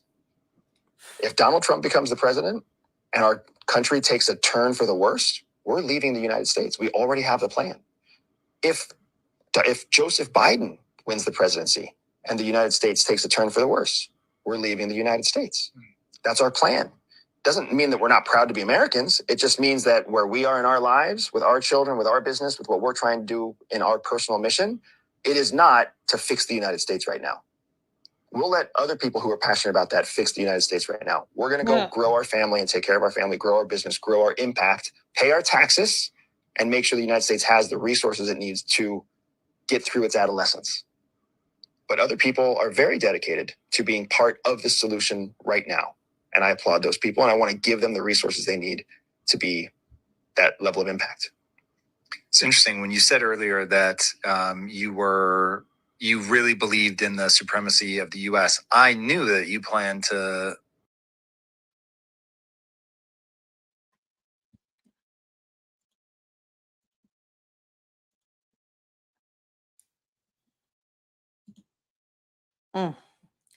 And that's deep. Many people may think, oh, it's bullshit. Da, da, da, da.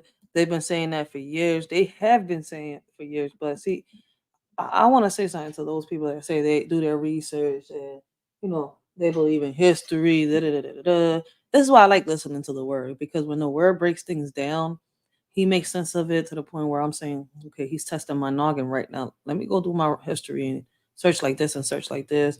Then these links lead me here, these links lead me there. Like I'm down so many rabbit holes that when I come up, I don't got to sit here and say I'm in a rabbit hole of my own mind.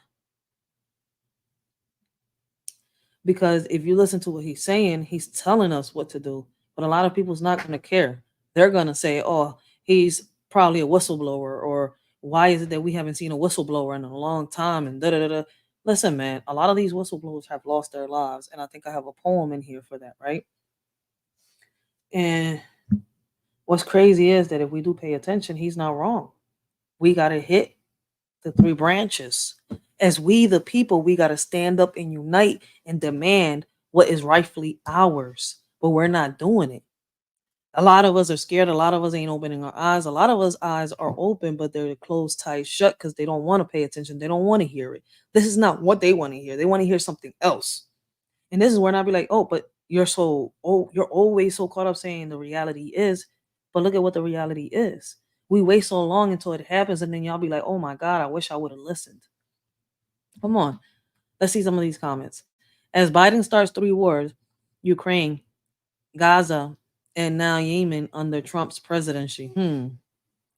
Listen, man, I have no president until we have a president that's for us, the people. And I don't think there's any president that's for us, the people,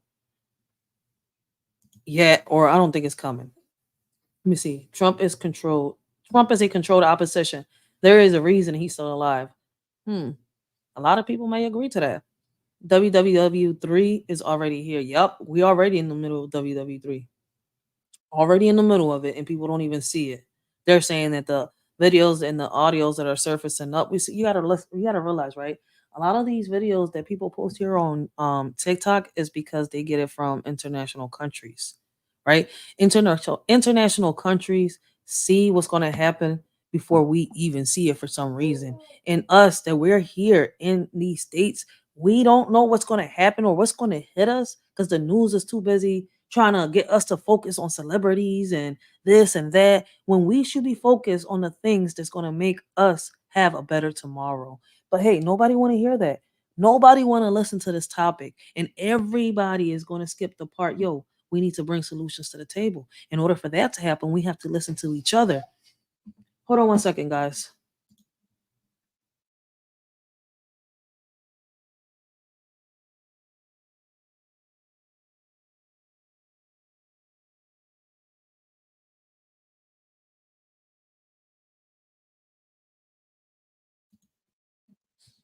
So yeah, like I was saying, we're gonna have to get it together because even he's saying it. And what's crazy is throughout the years, a lot of whistleblowers have lost their lives, right? That's crazy, yo. Somebody on the chat said, bro, is he even a real CIA agent? For real, come on now. Trump is the only one that can save this world. I think that if we come together and do what we gotta do, we can make a difference in this world to the point where we won't lose. See, the world's not going nowhere, but mankind will. Dude's wearing a ski mask inside. Who cares what the dude is wearing? He's showing us a video that, we can go out there and do our research on. I think WW3 has started in Yemen. It's here. It's everywhere. The Russians had already hit the Red Seas. Iran is already in U.S. soil making threats. The U.S. is already throwing rockets and bombs at Iran and other places. Yo, I ain't been paying attention. I don't know. Like, are we divided into different dimensions in the same world? I don't know. Somebody said, what a joke. They used that scare tactic the last time. And what if it does happen, though? Listen, man, people don't get it. I'm huge on paying attention and been deep into this for years, but this guy is saying a lot of nothing. He described Trump to the T. Yup. He's with Israel CIA. Putin's new through Trump the soccer ball. That's all y'all need to know. Trump must get in. Trump is not in a favor of war. CIA has lied to us many times. That I can agree with. I trust nothing this man says, period. I trust nothing none of these presidents say, period. Oh, please, they would have been one when he was in power. No war when he was in power. It already started 2 years ago. We just haven't gotten in the battle yet. And yeah, the battle now is going to hit us because we ain't want to pay attention. And I believe that I've heard some people saying that, they was in the middle like of the last war. So a lot of people are saying that there's a possibility, there's a chance. If you ain't speaking to, that if you still got some great grandparents alive or you still got some grandparents alive that are like old, have conversations with them. Have them tell you their stories, what happened. Does anyone know this man name, etc.? I just wanted to look him up and see if he has a channel. Yeah, his channel's up there. I follow all the scare tactics. God save us from the Russian loving Trump. Now he's convincing all his followers to love Russia. The president doesn't have as much power as we like to think they do. They don't. Because we have the power in our hands, but we're sitting down around, like, I don't know, twirling our fingers thinking the government's going to come save us. Man, I don't know what world y'all living in. Somebody said, like, what Israel is doing to Palestine. They are at war with each other and they're at war with us. Y'all not seeing it? USA and Pakistan, something like that. What is it? USA and oh my God, y'all need to go out there and research. I don't want to put my foot in my mouth. I know which countries are together. We're divided. Is a couple countries on this side and the USA and a couple countries on this side. And we know China and Russia, I think, are together, if I'm not wrong. Yep, because they said it the last time. They said it last year. They said, fuck USA, and they partnered up, they teamed up with Russia. Somebody said, we already deep in. It's hard to believe him because all whistleblowers disappeared, but he still makes videos. Let me tell y'all something, right? I got a little poem right here for that. Where is the whistleblowers poem? Do I have it here? Remember back then, the trap, mental health, antisocial, etc. Dragon, Young Ria, Sparky Madness, Tom McDonald's figuring it out. Let me see. It's gotta be on this one. Let me see. Because I do know I have whistleblowers. I have a poem for them. J Love, Des Bill Brown, Angel, Miss April, Papa Dub, Couple Pieces, Mel Ticket, Let's Talk with Love, Marlene Motivate, Trigger Happy Cops, Maritza, A World Without Children, A World Without Women, A World Without Men, Rest in Peace, Laws and Rights, Trigger Happy Cops, Police and Civilians, Police in Paradise, Whistleblowers. Here we go. Let me read this to y'all real quick, right? Whistleblowers. On the silver screen, we're lost in a trance, unaware of the truth in airy glance. Whistleblowers, brave, risking it all. Their voices silenced as we heed the call. Heroes and villains play their part, while reality's warriors are torn apart. Entertainment blinds us from what's real, as whistleblowers fight for what they feel. Movie magic dazzles, truth obscured. Whistleblowers sacrifice, often ignored. In the world of make believe, we find delight, but in reality's harsh glare, they face their plight. So I want y'all to know that a lot of whistleblowers, y'all don't see them no more because they're not here. They're not here. So peace and paradise, for those whistleblowers, for those that are still, hiding and stuff like that. Shout out to the ones that are coming back. For those that have been out and people haven't noticed, they're like, yo, there's a lot of whistleblowers coming, from out of nowhere again. And I mean again.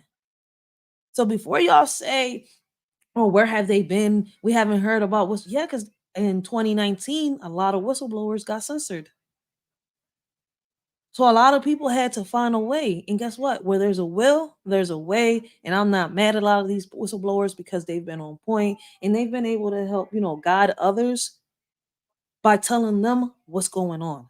And if you don't pick up and read in between the lines, that's not their fault. That's not my fault. That's not the fault of the people that bring awareness. That's the fault of the people that want to be ignorant to the facts. So on that note, I hope that y'all enjoy the live stream. I hope that all of y'all have a blessed and humble morning. I hope that y'all let a shorty know what y'all think and how y'all feel about today's live stream, about everything that y'all have heard today, from the celebrities on to, the everyday topics, current topics. Let a shorty know. Leave y'all comments down below. And like I said, on that note, I hope all of y'all have a blessed and humble day. I hope all of y'all continue to have a blessed and humble day. And until next time, this y'all shorty Rachel.